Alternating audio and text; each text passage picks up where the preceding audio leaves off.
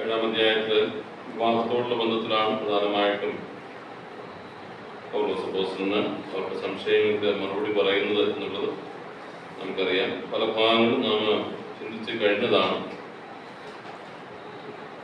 അതാണ്ട് അവസാന ഭാഗത്തിലേക്ക് വരുവാനായിട്ട് ദൈവം സഹായിച്ചു. എങ്കിലും 7-ാം അധ്യായത്തിൽ നിന്നും വിഭിന്നമായിരിക്കുന്ന ഒരു കാര്യമാണ് സംസാരിക്കുന്നത്. അതുകൊണ്ട് തന്നെ 7-ാം അധ്യായത്തിൽ ചില കാര്യങ്ങൾ കൂടെ പറഞ്ഞ് കർത്താവ് അനുവദിക്കുന്നുവെങ്കിൽ 7-ാം അധ്യായത്തിലെ ചിന്തകൾ ഇന്ന് പൂർത്തീകരിക്കാം എന്ന് വിചാരിക്കുന്നു. 7-ാം അധ്യായത്തിൻ്റെ 2-3 ആഴ്ചകളായിട്ട് ഈ ഭാഗമാണ് നാം ചിന്തിച്ചുകൊണ്ടിരുന്നത്. അതിൻ്റെ 1 മുതൽ 6 വരെയുള്ള വാക്യങ്ങളിൽ വിവാഹത്തിൻ്റെ ഒരു ഉദ്ദേശത്തെക്കുറിച്ച് പൗലോസ് അപ്പോസ്തലൻ പറയുന്നുണ്ട്. ദുർനടപ്പ് മുഖാന്തരമായിട്ടാണ്, ദുർനടപ്പ് നിമിത്തമായിട്ടാണ് വിവാഹം ഏർപ്പെടുത്തിയിരിക്കുന്നത് എന്നുള്ള നിലയിൽ നമുക്ക് 2-ാം വാക്യത്തിൽ ചിന്തിക്കുവാനായിട്ട് സാധിക്കും. എന്നാൽ അതിൻ്റെ പ്രഥമമായിരിക്കുന്ന ഉദ്ദേശം അതല്ല എന്നുള്ളത് നമുക്ക് ഉൽപ്പത്തി പുസ്തകം വായിക്കുമ്പോൾ മനസ്സിലാക്കുവാനായിട്ട് സാധിക്കുന്നു. മനുഷ്യൻ ഏകനായിരിക്കുന്നത് നന്നല്ല എന്ന് കണ്ട ദൈവം ഏർപ്പെടുത്തിയതാണ് വിവാഹം എന്നുള്ളത് നാം കാണുന്നുണ്ട് ഉൽപ്പത്തി പുസ്തകത്തിൽ. അതേപോലെ തന്നെ ഭൂമിയിൽ മനുഷ്യന്റെ വംശപരമ്പരകൾ ഉണ്ടാകേണ്ടതിന് സന്താനപുഷ്ടിയുള്ളവരായി വരികയും അവർ ഭൂമിയിൽ വർദ്ധിച്ചു വരേണ്ടതിന് വേണ്ടിയിട്ട് ദൈവം ഏർപ്പെടുത്തിയതാണ് വിവാഹം എന്നുള്ള നിലയിൽ നമുക്ക് ഉൽപ്പത്തി പുസ്തകത്തിൽ കാണാനായിട്ട് സാധിക്കും. മറ്റു പല ചിന്തകളും നാം അതിനോട് ചേർത്ത് കഴിഞ്ഞ ദിവസങ്ങളിൽ നാം ഓർക്കുകയുണ്ടായി. 1 മുതൽ 6 വരെയുള്ള വാക്യങ്ങളിൽ ദുർനടപ്പ് നിമിത്തം ഓരോരുത്തരും സ്വന്തം ഭാര്യയും ഓരോരുത്തർക്ക് സ്വന്തം ഭർത്താവും ഉണ്ടായിരിക്കട്ടെ എന്ന് പറയുന്നുണ്ട്. അതുപോലെ വിവാഹ ജീവിതത്തിന്റെ കടപ്പാടുകളെ കുറിച്ച് അവിടെ പറയുന്നതായിട്ടും കാണാനായിട്ട് സാധിക്കും. വേർപിരിഞ്ഞിരിക്കുവാനായിട്ടുള്ള അനുവാദം അല്പമായി മാത്രമാണ് അവിടെ നമുക്ക് കാണുവാനായിട്ട് സാധിക്കുന്നത്. ഭാര്യയും ഭർത്താവും തമ്മിൽ വേർപിരിഞ്ഞു. 5-ാം വാക്യം നാം വായിക്കുമ്പോൾ പ്രാർത്ഥനയ്ക്ക് അവസരം ഉണ്ടാക്കുവാൻ ഒരു സമയത്തേക്ക് പരസ്പര സമ്മതത്തോടെ അല്ലാതെ വേർപെട്ടിരിക്കരുത് എന്ന് നമുക്കിവിടെ കാണാനായിട്ട് സാധിക്കും. തുടർന്നുള്ള വാക്യങ്ങൾ നാം വായിക്കുമ്പോൾ വിവാഹ ജീവിതം എന്ന് പറയുന്നത്, വിവാഹ ജീവിതവും അവിവാഹിത ജീവിതവും അത് ഓരോരുത്തർക്കും ലഭിച്ചിരിക്കുന്ന കൃപാവരത്തെ അടിസ്ഥാനപ്പെടുത്തിയിട്ടുള്ളതാണെന്നുള്ളത് 7-ാം വാക്യത്തിൽ നമുക്ക് കാണാൻ സാധിക്കും. സകല മനുഷ്യരും എന്നെ പോലെ ആയിരിക്കണമെന്ന് ഞാൻ ഇച്ഛിക്കുന്നു, എങ്കിലും ഒരുവൻ ഇങ്ങനെയും ഒരുവൻ അങ്ങനെയും തന്റെ കൃപാവരം ദൈവം നൽകിയിരിക്കുന്നു. അപ്പോൾ വിവാഹിതനായിരിക്കാനായിട്ടൊരു കൃപാവരമുണ്ട്, വിവാഹിതനല്ലാതെ ജീവിക്കാനായിട്ടും അതൊരു കൃപാവരമാണ് എന്നുള്ളത് നമുക്ക് മനസ്സിലാക്കുവാനായിട്ട് സാധിക്കും. അതോടുള്ള ബന്ധത്തിൽ ഒരു വാക്ക് ഞാൻ പറഞ്ഞുകൊള്ളട്ടെ. കൃപാവരം എന്ന് പറയുന്നത് നമുക്ക് എങ്ങനെ അറിയാൻ സാധിക്കുന്നത്? എനിക്ക് എൻ്റെ കൃപാവരം മനസ്സിലാക്കുവാനായിട്ട് സാധിക്കുമെന്നാണ് ഞാൻ കരുതുന്നത്. എനിക്ക് എൻ്റെ കൃപാവരം മനസ്സിലാക്കുവാനായിട്ട് സാധിക്കും. അത് ദൈവം ബോധ്യപ്പെടുത്തി തരും. ദൈവ സന്നിധിയിൽ നാം വിധേയപ്പെടുന്നുവെങ്കിൽ, ദൈവസന്നിധിയിൽ നാം താഴുന്നുവെങ്കിൽ തീർച്ചയായിട്ടും എൻ്റെ കൃപാവരങ്ങൾ എന്തൊക്കെയാണെന്ന് എനിക്ക് മനസ്സിലാക്കാനായിട്ട് സാധിക്കും. അതിനോടൊപ്പം തന്നെ നമ്മുടെ സഭയിലുള്ള പ്രിയപ്പെട്ടവർക്കും നമ്മുടെ കൃപാവരം, വിവാഹത്തോടൊപ്പം മാത്രമല്ല ഞാൻ പറയുന്നത്, പൊതുവെ കൃപാവരങ്ങളെ കുറിച്ച് ചിന്തിക്കുമ്പോൾ മറ്റുള്ളവർക്കും നമ്മുടെ കൃപാവരം ബോധ്യപ്പെടുവാനായിട്ട് സാധിക്കും. അപ്പോൾ ഇവിടെ വിവാഹിതനായിരിക്കുന്ന ഒരുവന് അവന്റെ കൃപാവരം ഉണ്ട് എന്നുള്ളത് അവന്റെ ജീവിതം കൊണ്ട് വെളിപ്പെടും. അവിവാഹിതനായിരിക്കുന്ന ഒരാൾ ആ കൃപാവരമുള്ളവനാണെന്നുള്ളത് അവന്റെ ജീവിതം കൊണ്ട് വെളിപ്പെടുവാനായിട്ട് സാധിക്കും. അവർക്ക് തന്നെ അത് അറിയാനായിട്ട് സാധിക്കും. മറ്റുള്ളവർക്ക് അവന്റെ ജീവിതം കൊണ്ട് അവൻ ആ കൃപാവരം ഉണ്ടോ എന്നുള്ളത് വെളിപ്പെടുവാനായിട്ട് ഇടയായിട്ട് തീരും. ചുരുക്കമായിട്ട് ഞാൻ ആ വിഷയം ഒന്ന് സ്പർശിച്ചു എന്ന് മാത്രമേ ഉള്ളൂ. വിശദമായിരിക്കുന്ന ചിന്തകൾ അതിനുള്ള ബന്ധം നമുക്ക് പങ്കുവെക്കുവാനായിട്ട് സാധിക്കുന്നില്ല. തുടർന്നുള്ള വാക്യങ്ങൾ നാം വായിക്കുമ്പോൾ 12 മുതൽ 16 വരെയുള്ള വാക്യങ്ങൾ നാം വായിച്ചു നോക്കിയാൽ പ്രത്യേകമായിരിക്കുന്ന ഒരു വിഷയമാണ് അവിടെ കൈകാര്യം ചെയ്യുന്നതെന്നുള്ളത് കഴിഞ്ഞ ആഴ്ചയിൽ നാം നോക്കിയുണ്ടായി. അതായത് കൊരിന്ത്യ വിശ്വാസികളിൽ 2 തരത്തിലുള്ളതായിരിക്കുന്ന ആളുകളുണ്ടായിരുന്നു. 2 പറഞ്ഞാൽ 3 തരത്തിൽ. 1 അവിവാഹിതരായിട്ടുള്ളവർ, 2 വിവാഹ ജീവിതത്തിലേക്ക് പ്രവേശിച്ചവർ. അതിൽ 2 പങ്കാളികളും ഭർത്താവും ഭാര്യയും വിശ്വാസികളായിരിക്കുന്നു. അവർക്കുള്ള കാര്യങ്ങളാണ് നാം 12 മുമ്പുള്ള വാക്യങ്ങളിൽ നമുക്ക് കാണാനായിട്ട് സാധിക്കുന്നത്. 12 മുതലുള്ള വാക്യങ്ങളിൽ പ്രത്യേകമായിരിക്കുന്ന കാറ്റഗറി അതെന്താണെന്ന് ചോദിച്ചാൽ, പ്രത്യേകമായിരിക്കുന്ന വിഭാഗം എന്താണെന്ന് ചോദിച്ചാൽ, വിവാഹ ജീവിതത്തിലെ ഒരു പങ്കാളി വിശ്വാസിയും ഒരു പങ്കാളി അവിശ്വാസിയുമായിരിക്കുന്ന അവസ്ഥയിൽ എങ്ങനെയാണ് ആ വിഷയം കൈകാര്യം ചെയ്യേണ്ടത് എന്നുള്ളത് 12 മുതലുള്ള വാക്യങ്ങളിൽ 16 വരെയുള്ള വാക്യങ്ങളിൽ നമുക്ക് കാണാനായിട്ട് സാധിക്കും. വിശദീകരിക്കുന്നില്ല, നമ്മൾ കഴിഞ്ഞ ആഴ്ചയിൽ അത് ചിന്തിച്ചിട്ടുള്ളതാണ്. 17 മുതലുള്ള വാക്യങ്ങളിൽ വിവാഹ ജീവിതത്തോടനുബന്ധിച്ചുള്ള നമ്മുടെ വിളിയെ കുറിച്ച് അവിടെ നമുക്ക് കാണുവാനായിട്ട് സാധിക്കും. ആ വിവാഹ ജീവിതത്തോടുള്ള ബന്ധത്തിൽ മാത്രമല്ല, പൊതുവെയുള്ള നമ്മുടെ വിളിയെ കുറിച്ചും ഉള്ള പല കാര്യങ്ങളും ആ വാക്യങ്ങളിൽ നമുക്ക് അതായത് 17 മുതൽ 24 വരെയുള്ള വാക്യങ്ങളിൽ നമുക്ക് കാണാനായിട്ട് സാധിക്കും. ദൈവം നമ്മെ വിളിച്ചിരിക്കുകയാണ്. ഓരോരുത്തരും 24ാമത്തെ വാക്യത്തിൽ സഹോദരന്മാരെ ഓരോരുത്തൻ വിളിക്കപ്പെട്ട സ്ഥിതിയിൽ തന്നെ ദൈവസന്നിധിയിൽ വസിക്കട്ടെ.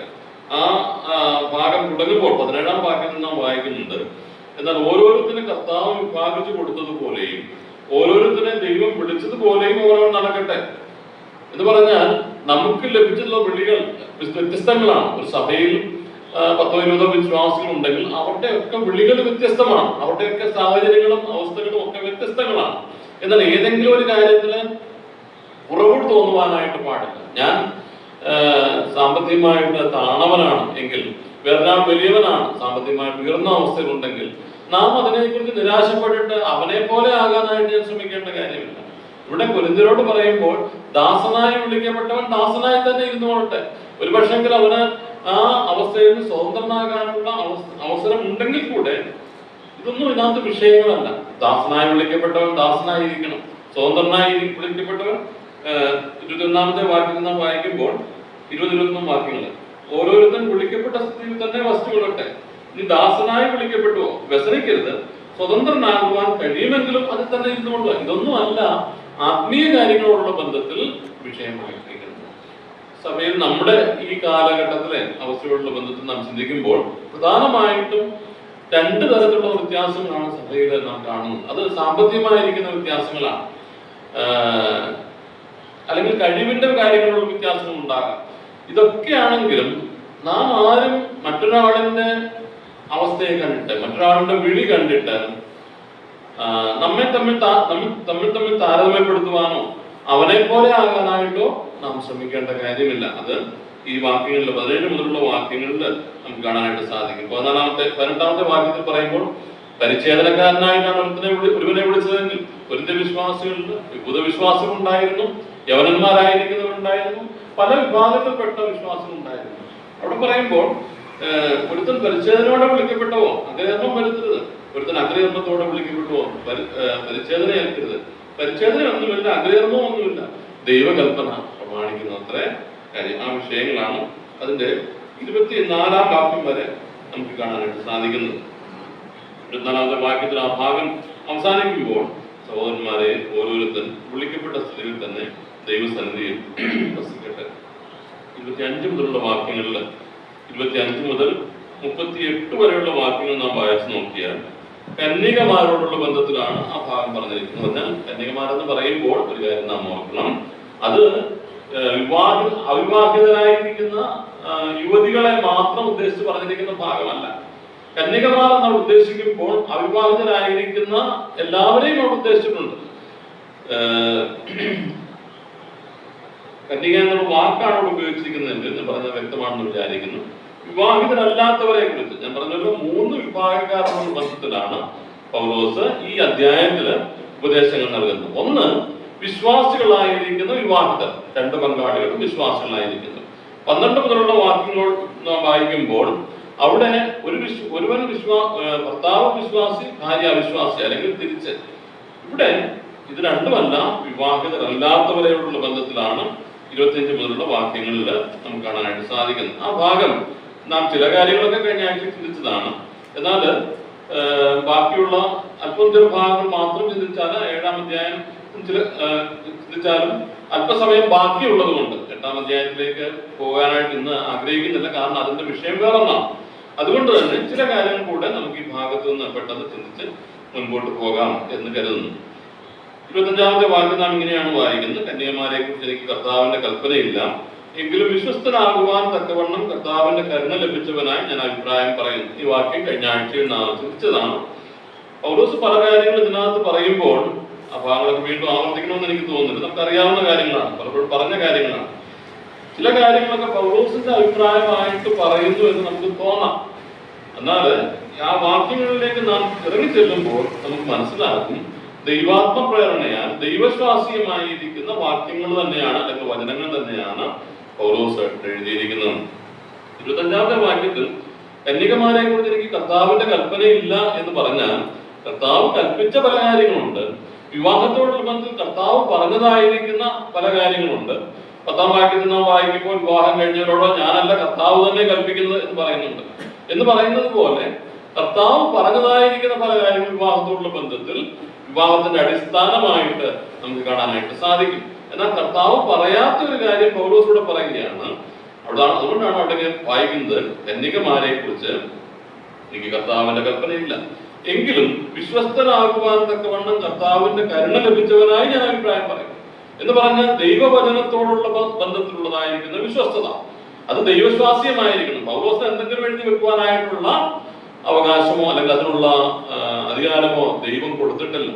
ആ കാര്യത്തിൽ വിശ്വസ്തനാകുവാൻ തക്കവണ്ണം എന്ന് പറഞ്ഞാൽ ദൈവത്തിൽ നിന്ന് തനിക്ക് ലഭിച്ചത് മാത്രമേ തനിക്ക് എഴുതുവാനായിട്ട് അനുവാദമുള്ളൂ. അതാണ് അതിനകത്തെ വിശ്വസ്ത എന്ന് പറയുന്നത്.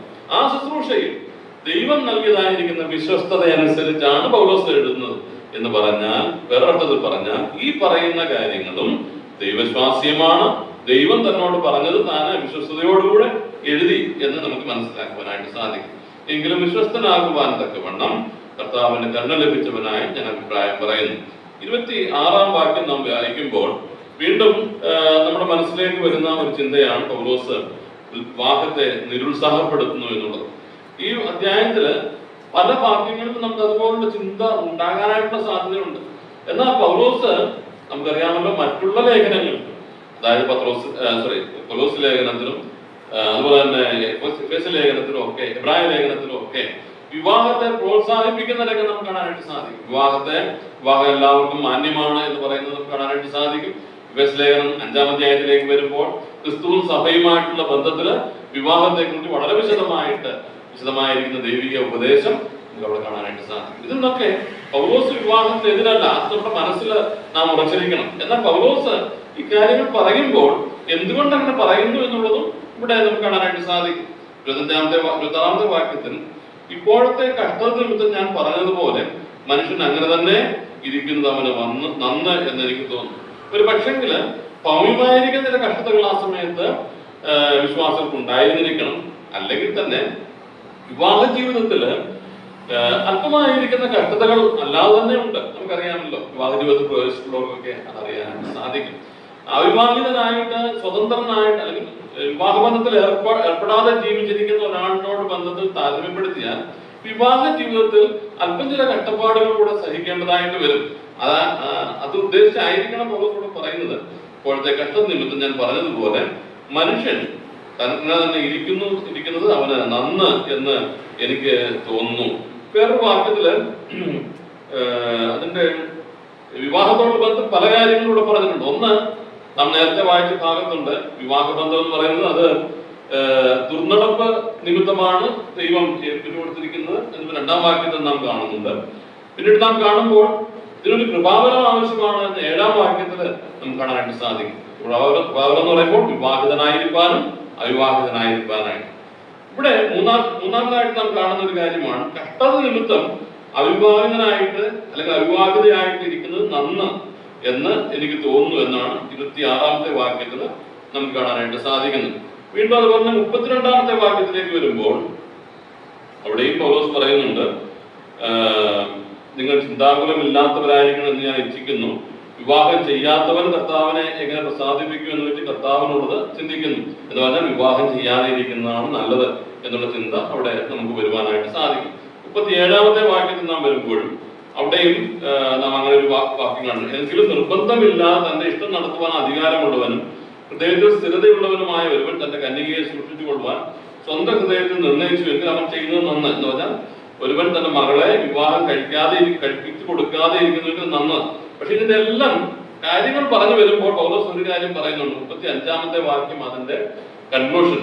എങ്കിലും 35-ാമത്തെ വാക്യം, ഞാൻ നിങ്ങൾക്ക് കുരുക്കിടുവാനായിട്ടല്ല യോഗ്യത വിചാരിച്ചും നിങ്ങൾ ചാബല്യം കൂടാതെ കർത്താവിൽ സ്ഥിരമായി വസിക്കേണ്ടതിനും നിങ്ങളുടെ ഉപകാരത്തിനായിട്ട് അത്രയും പറയുന്നു. വിവാഹിതനാകുവാനോ അവിവാഹിതനായിട്ട് തുടരുവാനായിട്ടോ നിങ്ങൾക്ക് സാധിക്കും. എന്നാൽ അതിൻ്റെതായിരിക്കുന്ന പ്രയാസങ്ങൾ അല്ലെങ്കിൽ അതിൻ്റെതായിരിക്കുന്ന അനുകൂലവും പ്രതികൂലവുമായിരിക്കുന്ന കാര്യങ്ങൾ, അത് പോസിറ്റീവും നെഗറ്റീവും ഉണ്ട് എന്നുള്ള കാര്യം ബോധ്യപ്പെട്ട് വിവാഹ ജീവിതത്തിലേക്ക് അല്ലെങ്കിൽ അവിവാഹിത ജീവിതം തിരഞ്ഞെടുക്കുവാൻ എന്നുള്ള നിലയിലാണ് പൗലോസ് ഈ വാക്യങ്ങൾ എഴുതുന്നത്. എന്തായിരുന്നാലും ആ ഭാഗം വായിക്കുമ്പോൾ നമുക്ക് ഒരു കാര്യം വ്യക്തമാണ്. വിവാഹിതനായാലും അവിവാഹിതനായാലും ദൈവത്തെ പ്രസാദിപ്പിക്കണം, ദൈവത്തിന് പരമപ്രധാനമായിരിക്കുന്ന സ്ഥാനം കൊടുക്കണം, ദൈവനാമത്തിന് മഹത്വം കൊടുക്കണം. അങ്ങനെയെങ്കിൽ മാത്രം അത് വിവാഹിതനായാലും അവിവാഹിതനായാലും ഈ ഭാഗം നാം തുടർന്ന് ചിന്തിക്കുമ്പോൾ നമുക്ക് ആ കാര്യം മനസ്സിലാക്കുവാനായിട്ട് സാധിക്കും. അപ്പോൾ ദുർനടപ്പ് നിമിത്തമാണ് വിവാഹം ഏർപ്പെടുത്തിയത്. കൃപാവരം, അതിനായിട്ടൊരു കൃപാവരമുണ്ട്. മൂന്നാമതായിട്ട് അവിടെ കാണുമ്പോൾ കഷ്ടത നിമിത്തം അത് ഇല്ലാതിരിക്കുന്നതാണ് നല്ലത് എന്ന് പൗലോസോട് പറയുന്നുണ്ട്. നാലാമതായിട്ട് അതിന്റെ 29ാമത്തെ വാക്യം നാം വായിക്കുമ്പോൾ, എന്നാൽ സഹോദരന്മാർ ഇതെന്ന് ഞാൻ പറയുന്നു, കാലം ചുരുങ്ങിയിരിക്കുന്നു. കാലം ചുരുങ്ങി, ആ വാക്യത്തിന്റെ ഒക്കെ അതിന്റെ വിശദീകരണത്തിലേക്ക് നാം വരും. എന്ന് പറഞ്ഞാൽ നമുക്കുള്ള കാലം ചുരുങ്ങിയിരിക്കുക. വിശ്വാസികളായിരിക്കുന്ന നമുക്കുള്ളതായിരിക്കുന്ന സമയം ചുരുങ്ങിയിരിക്കുകയാണ്. അതുകൊണ്ട് വിവാഹ ജീവിതത്തിന് നാം പ്രവേശിക്കുമ്പോൾ നാം ഒരു കാര്യം ഓർക്കണം. ദൈവത്തിനുള്ള സമയം ഏതെങ്കിലും കാര്യങ്ങൾക്ക് നാം ഉപയോഗിക്കുവാനായിട്ട് പാടില്ല. നമ്മുടെ കാലം ചുരുങ്ങിയിരിക്കുകയാണ്. അതുകൊണ്ടാണ് ആ ചിന്ത മനസ്സിലില്ലാത്ത ഒരാള് വിവാഹിതനായിട്ട് വിവാഹ ജീവിതത്തിന് വേണ്ടിയിട്ട് സമയം കൂടുതൽ ചിലവഴിച്ചാൽ, ദൈവത്തിന് കൊടുക്കേണ്ടതായിരിക്കുന്ന സമയം ചിലവഴിക്കുവാനായിട്ട് സാധിച്ചാൽ, ഇടയായാൽ അതിനെയാണ് ഇവിടെ നിരുത്സാഹപ്പെടുത്തുന്നത്. വേറൊരു കാര്യം അവിടെ തുടർന്ന് വായിക്കുമ്പോൾ അതിന്റെ 32ാമത്തെ വാക്യത്തില്, നിങ്ങൾ ചിന്താകുലമായി ഇല്ലാത്തവരായിരിക്കണം എന്ന് ഞാൻ ഇച്ഛിക്കുന്നു. ഇതൊക്കെ വിവാഹ ജീവിതത്തിലുള്ളതാണ്. ആകുല ചിന്തകള് കൂടുതലുണ്ടാകുന്നത്, കഷ്ടതകൾ കൂടുതലുണ്ടാകുന്നത് വിവാഹ ജീവിതത്തിലാണ്. ചിന്താകുലം ഉണ്ടാകാൻ സാധ്യതയുള്ളത് കൊണ്ട് വിവാഹം കഴിക്കാതെ ഇരിക്കുന്നതാണ് നല്ലത് എന്നാണ് പൗലോസോടെ പറയുന്നത്. അതുപോലെ തന്നെ 33-34 വാക്യങ്ങൾ നാം വായിക്കുമ്പോൾ, വിവാഹിതരായിരിക്കുന്നവർ അവരുടെ ഭർത്താവിനെ അല്ലെങ്കിൽ ഭാര്യയെ പ്രസാദിപ്പിക്കുന്നു. പക്ഷെ ആരെയാ പ്രസാദിപ്പിക്കേണ്ടത്? ഏറ്റവും അധികമായിട്ട് കർത്താവിനെ പ്രസാദിപ്പിക്കണം. ആ വാക്യങ്ങളിലേക്ക് ഞാൻ വരാം. അപ്പൊ ഈ കാര്യങ്ങൾ വെച്ചുകൊണ്ടാണ് അത് വിവാഹിതനാകുവാൻ പോകുന്ന ഒരാൾ മനസ്സിലാക്കണം. ഈ ജീവിതത്തിൽ കഷ്ടതകളുണ്ട്. പക്ഷെ ആ കഷ്ടതകൾ നമ്മെ ആത്മീയ ജീവിതത്തിൽ നിന്ന് പിന്തിരിപ്പിക്കുവാനായിട്ട് പാടില്ല. നമുക്ക് മുൻപുള്ളതായിരിക്കുന്ന കാലം ചുരുക്കമാണ്. ദൈവത്തിന് വേണ്ടിയിട്ട് നാം ഉപയോഗിക്കേണ്ട സമയം ഏതെങ്കിലും മറ്റു കാര്യങ്ങൾക്ക് വേണ്ടി ഉപയോഗിക്കുവാനായിട്ട് പാടില്ല. വിവാഹിതരായിരിക്കുവാനായിട്ട് വിവാഹ ജീവിതത്തിൽ മുമ്പോട്ട് പോകുമ്പോൾ സമയം ദൈവത്തിന് കൊടുക്കേണ്ടത് വേറെ ഏതെങ്കിലും കാര്യത്തിന് ലേക്ക് പോകാനായിട്ട് പാടില്ല. ആകുലങ്ങൾ വന്നിട്ട് ദൈവത്തെ പ്രസാദിപ്പിക്കുന്നതിൽ നിന്ന് നമ്മെ പിന്തിരിപ്പിക്കുവാനായിട്ട് പാടില്ല. ഇങ്ങനെയുള്ള കാര്യങ്ങളൊക്കെ അവിടെ കാണുവാനായിട്ട് സാധിക്കും. അതിന്റെ 28ാമത്തെ വാക്യത്തിലേക്ക് വരുമ്പോൾ വളരെ പെട്ടെന്ന് ഞാൻ പറഞ്ഞു പോകാം. 28ാമത്തെ വാക്യം, 28ാമത്തെ വാക്യം അതിൽ വായിക്കാം. വിവാഹം ചെയ്താലും ദോഷമില്ല, കന്യകയും വിവാഹം ചെയ്താൽ ദോഷമില്ല. എങ്കിലും ഇങ്ങനെയുള്ളവർക്ക് ജഡത്തിൽ കഷ്ടതയുണ്ടാകും, അത് നിങ്ങൾക്ക് വരരുത് എന്ന് വാക്യം വായിക്കാനായിട്ട് കാരണം പൗലോസിനോട് ഇവർ ചോദിച്ച ചോദ്യം എന്താണെന്നുള്ളത് നമുക്ക് വ്യക്തമായിട്ട് ഇപ്പോഴും അറിയില്ല. ഈ വാക്യം ഇംഗ്ലീഷിൽ പറയുമ്പോൾ but and if thou marry thou hast not sinned എന്നാ പറയുന്നത്. And if a virgin marry she hath not sinned എന്ന് പറഞ്ഞാൽ ഈ വിവാഹം പാപമാണോ എന്നുള്ള സംശയമാണ് ഇവർക്ക് ഉണ്ടായിരുന്നത്. അതുകൊണ്ടാണ് അതിന്റെ 36ാം വാക്യത്തിന്റെ അവസാന ഭാഗത്ത് നാം വായിക്കുമ്പോൾ, അവൾക്ക് പ്രായം കടന്നുപോയിക്കൊണ്ടിരിക്കുക, വിവാഹം ചെയ്യണമെന്ന് അവന് തോന്നുകയും ചെയ്താൽ അവൻ ആഗ്രഹിക്കുന്ന പോലെ അവൻ ചെയ്യട്ടെ, അവൻ പാപം ചെയ്യുന്നില്ല. കൊരിന്ത്യ വിശ്വാസികളെ സംബന്ധിച്ചോളം അവർക്കുള്ള സംശയങ്ങളിലെ ഒരു പ്രധാന വിഷയം എന്ന് പറയുന്നത് വിവാഹ ജീവിതം എന്ന് പറയുന്നത് പാപമാണോ എന്നുള്ള ചിന്ത അവർക്കുണ്ടായിരുന്നു. ഈ ദോഷം എന്നുള്ള വാക്ക് ഇംഗ്ലീഷിൽ അത് ശരിക്കുള്ളതിന്റെ അതിന്റെ വാക്ക് പാപം എന്നുള്ള വാക്കാണ്. ഈ 28ാമത്തെ വാക്യത്തിൽ നീ വിവാഹം ചെയ്താൽ ദോഷമില്ല എന്ന് പറയുന്നത് വിവാഹം ചെയ്താൽ അത് പാപമല്ല, കന്യകയും വിവാഹം ചെയ്താൽ അത് പാപമല്ല. അപ്പോൾ നമുക്ക് അവരുടെ സംശയങ്ങൾ എന്താണ് എന്നുള്ളത് ആ വാക്യങ്ങളിൽ നിന്ന് മനസ്സിലാക്കാനായിട്ട് സാധിക്കും. വിശ്വാസ ജീവിതത്തിലേക്ക് വന്നപ്പോൾ മറ്റ് പലതരത്തിലുള്ള വിവാഹങ്ങളാണ് അവരുടെ ഉണ്ടായിരുന്നത്. നമ്മൾ നേരത്തെ ചിന്തിക്കുകയുണ്ടായി. പലതരത്തിലുള്ളതായിരുന്ന വിവാഹ ബന്ധത്തിൽ കഴിഞ്ഞവരാണ് അവർ. യജമാനും അടിമയും എന്നുള്ള നിലയിൽ യജമാനൻ കൊടുക്കുന്ന പങ്കാളിയുമായിട്ട് അല്പകാലം ജീവിക്കും. യജമാനൻ ആ പങ്കാളിയെ പറഞ്ഞു വിടുമ്പോൾ അവർക്ക് ആ വിവാഹ ജീവിതം നഷ്ടപ്പെടുന്നു. ചിലപ്പോൾ വേറൊരു പങ്കാളി അവരുടെ ജീവിതത്തിലേക്ക് യജമാനൻ കൊണ്ടുവന്നേക്കാം. ഇങ്ങനെയൊക്കെയുള്ള വിവാഹ ജീവിതമാണ് അവർക്കുണ്ടായത്. ഇത് കൂടാതെ അടിമത്തമുള്ള സമയമാണെന്ന് ഓർക്കുന്നത്. ഇത് കൂടാതെ വിവാഹിതരാകാതെ, വാസ്തവമായി വിവാഹിതരാകാതെ ലിവിങ് ടുഗദർ അത് അവരുടെ ഉണ്ടായിരുന്നു. അപ്പൊ ഇങ്ങനെയൊക്കെയുള്ള സാഹചര്യങ്ങളിൽ ജീവിച്ച അവർ വിശ്വാസ ജീവിതത്തിലേക്ക് വന്നപ്പോൾ അവർക്ക് സംശയമുണ്ടായി, വിവാഹം തന്നെ തെറ്റാണോ എന്നുള്ള സംശയമുണ്ട്. അതിനുള്ള മറുപടി കൂടെയാണ് പൗലോസ് ഇവിടെ പറയുന്നത്. അതുകൊണ്ടാണ് 1-ാം വാക്യം തൊട്ട് നമുക്ക് ആ കാര്യങ്ങൾ വളരെ വ്യക്തമായിട്ട് കാണാനായിട്ട് സാധിക്കും. വിവാഹം ചെയ്യുന്നത് പാപമല്ല, അവിവാഹിതമായിട്ട് തുടരുന്നതും അത് പാപമല്ല എന്നുള്ള കാര്യം പൗലോസ് അവിടെ പറയുന്നതായിട്ട് നമുക്ക് കാണാനായിട്ട് സാധിക്കും. 29-34 വരെയുള്ള വാക്യങ്ങൾ ആരംഭിക്കുന്നത് വായിക്കാം. 29 മുതൽ 34 വരെ. എന്നാൽ സഹോദരന്മാരെ, ഇതൊന്ന് ഞാൻ പറയുന്നു, കാലം ചുരുങ്ങിയിരിക്കുന്നു. ഇനി ഭാര്യമാരുള്ളവർ ഇല്ലാത്തവരെ പോലെയും, കരയുന്നവർ കരയാത്തവരെ പോലെയും, സന്തോഷിക്കുന്നവർ സന്തോഷിക്കാത്തവരെ പോലെയും, വിലയ്ക്ക് വാങ്ങുന്നവർ കൈവശമാക്കാത്തവരെ പോലെയും, ലോകത്തെ അനുഭവിക്കുന്നവർ അതിനെ അനുഭവിക്കാത്തവരെ പോലെയും ആയിരിക്കണം. ഈ ലോകത്തിൻ്റെ രൂപം ഒഴിഞ്ഞു പോകുന്നുവല്ലോ. നിങ്ങൾ ചിന്താകുലമില്ലാത്തവരായിരിക്കണം എന്ന് ഞാൻ ഇച്ഛിക്കുന്നു. വിവാഹം ചെയ്യാത്തവൻ കർത്താവിനെ എങ്ങനെ പ്രസാദിപ്പിക്കും എന്ന് വെച്ച് കർത്താവിനുള്ളത് ചിന്തിക്കുന്നു. വിവാഹം ചെയ്തവൻ ഭാര്യയെ എങ്ങനെ പ്രസാദിപ്പിക്കും എന്ന് വെച്ച് ലോകത്തിനുള്ളത് ചിന്തിക്കുന്നു. അതുപോലെ ഭാര്യയായവൾക്കും കന്യകയ്ക്കും തമ്മിൽ വ്യത്യാസമുണ്ട്. വിവാഹം കഴിയാത്തവൾ ശരീരത്തിലും ആത്മാവിലും വിശുദ്ധയാകേണ്ടതിന് കർത്താവിനുള്ളത് ചിന്തിക്കുന്നു. വിവാഹം കഴിഞ്ഞവൾ കർത്താവിനെ എങ്ങനെ പ്രസാദിപ്പിക്കും എന്ന് വെച്ച് ലോകത്തിനുള്ളത് ചിന്തിക്കും. ഈ 7-ാം അധ്യായം വിവാഹത്തോടുള്ള ബന്ധത്തിലാണ് പറഞ്ഞിരിക്കുന്നത്. എന്നാൽ അതിൽ തന്നെ നമുക്കറിയാം, നാം നേരത്തെ കഴിഞ്ഞ ആഴ്ചയിൽ നാം ചിന്തിച്ചതുപോലെ വിവാഹത്തോടുള്ള ബന്ധത്തിലുള്ള വിളിയെ കുറിച്ച് പറയുമ്പോൾ വിവാഹത്തിന് വേണ്ടി മാത്രമല്ല, നമുക്ക് അല്ലാതെയും ചില കാര്യങ്ങൾ അവിടെ നിന്ന് ചിന്തിക്കുവാനായിട്ട് സാധിക്കും. ഇത് നാം ചിന്തിക്കുകയുണ്ടായി എന്ന് പറയുന്ന പോലെ ഈ 29 മുതൽ 34 വരെയുള്ള വാക്യങ്ങളിൽ വിവാഹത്തോടുള്ള ബന്ധത്തിലാണ് ആ കാര്യങ്ങൾ പറഞ്ഞിരിക്കുന്നത് എങ്കിലും വിവാഹത്തെ കൂടാതെ മറ്റു പല ആശയങ്ങളും നമുക്ക് ആ ഭാഗത്ത് ലഭിക്കുന്നുണ്ട്. 29-ാമത്തെ വാക്യം, എന്നാൽ സഹോദരന്മാരെ, ഇതൊന്നും ഞാൻ പറയുന്നു, കാലം ചുരുങ്ങിയിരിക്കുന്നു. ഇനി ഭാര്യമാരുള്ളവർ ഇല്ലാത്തവരെ പോലെയും, കരയുന്നവർ കരയാത്തവരെ പോലെയും, സന്തോഷിക്കുന്നവർ സന്തോഷിക്കാത്തവരെ പോലെയും, വിലയ്ക്ക് വാങ്ങുന്നവർ കൈവശമാക്കാത്തവരെ പോലെയും, ലോകത്തെ അനുഭവിക്കുന്നവർ അതിനെ അനുഭവിക്കാത്തവരെ പോലെയും ആയിരിക്കണം. ഈ ലോകത്തിന്റെ രൂപം ഒഴിഞ്ഞു പോകുന്നവർ. ഇത് വിവാഹത്തോടുള്ള ബന്ധത്തിലാണ് പൗലോസ് പറഞ്ഞിരിക്കുന്നത് എങ്കിലും പല കാര്യങ്ങൾ നമുക്ക് അക്കാര്യത്തിൽ നിന്ന് മനസ്സിലാക്കുവാനായിട്ട് സാധിക്കും. 29-ാമത്തെ വാക്യം അവസാനിക്കുന്നത് കാലം ചുരുങ്ങിയിരിക്കുന്നു എന്ന് പറഞ്ഞുകൊണ്ട്. എന്താ ഇതിന്റെ അർത്ഥം? പൗലോസിന്റെ ചിന്താഗതി അനുസരിച്ച് പൗലോസ് വിചാരിച്ചിരിക്കുന്നത് കാലം ചുരുങ്ങിയിരിക്കുന്നു എന്ന് പറഞ്ഞാൽ തന്റെ ജീവിതകാലത്ത് തന്നെ കർത്താവ് വരും എന്നുള്ള വിശ്വാസം പൗലോസിനുണ്ട് എന്ന് വേണം കരുതുവാനായിട്ട്. ആദിമ വിശ്വാസികളൊക്കെ ആ ചിന്താഗതിയിൽ ജീവിച്ചവരാണ്. വിശേഷിച്ച് നമുക്കറിയാമല്ലോ, കർത്താവ് പുനരുദ്ധാനം ചെയ്ത സ്വർഗാരോഹണം ചെയ്യുന്ന സമയത്ത് ദൂതന്മാർ വന്നിട്ട് ശിഷ്യന്മാരോട് പറഞ്ഞു, ഗലീല പുരുഷന്മാരെ, നിങ്ങൾ ആകാശത്തിലേക്ക് നോക്കി നിൽക്കുന്നത് എന്ത്? നിങ്ങൾ പോകുന്നവനായി കണ്ട യേശുവിനെ അവൻ പോയതുപോലെ മടങ്ങി വരുമെന്നുള്ള കാര്യം അവിടെ ദൂതന്മാർ അറിയിച്ചു. നമുക്കറിയാം, ചരിത്രം നാം പഠിക്കുമ്പോൾ, ചരിത്രം നാം മനസ്സിലാക്കുമ്പോൾ ആദിമ വിശ്വാസികളുടെ ഒക്കെ പ്രതീക്ഷ എന്ന് പറയുന്നത് അവരുടെ ജീവിതകാലത്ത് കർത്താവ് വരുവാനായിട്ട് താമസിക്കുന്നില്ല, കർത്താവ് അവരുടെ ജീവിതകാലത്ത് തന്നെ വരും എന്ന് അവർ വിശ്വസിച്ചിരുന്നു. വാസ്തവത്തിൽ ദൈവത്തിന്റെ ഒരു പദ്ധതിയാണത്, ദൈവത്തിന്റെ ഒരു പ്ലാൻ അതാണ്. കഴിഞ്ഞ 2000 വർഷങ്ങളായിട്ട് അനേക ഭക്തന്മാർ ഈ ചിന്തയോടുകൂടെ ജീവിച്ച് അവരുടെ മരണത്തിലേക്ക് അവർ കടന്നുപോയി. ദൈവം എക്കാലത്തും വിശ്വാസികളെ കുറിച്ച് ആഗ്രഹിക്കുന്ന ഒരു ചിന്തയാണ്. അതുകൊണ്ടാണ് ഇതിന്റെ സമയം വളരെ വ്യക്തമായിട്ട് വെളിപ്പെടാത്തത്. കർത്താവ് എന്നാ വരുന്നെന്നുള്ളത് ആർക്കും അറിഞ്ഞുകൂടാ. അതിന്റെ കാരണം എന്താ? എല്ലാ കാലത്തുമുള്ള വിശ്വാസം കർത്താവ് തന്റെ സമയത്ത് വരും. കർത്താവിന് കൃത്യമായിരിക്കുന്ന ഒരു സമയമുണ്ട്. സമയത്തിന്റെ കാര്യം പറയുമ്പോൾ നമുക്ക് വളരെ വ്യക്തമായിട്ട് അറിയാം, കർത്താവ് ഈ ലോകത്തിൽ അവതരിച്ചതും കർത്താവ് ഈ ലോകത്തിൽ മരിച്ചതും പുനരുദ്ധാനം ചെയ്തതും സ്വർഗാരോഹണം ചെയ്തതും എല്ലാം ദൈവത്തിന്റെ സമയത്തിന്റെ പ്രത്യേകമായ പദ്ധതിയില്ല.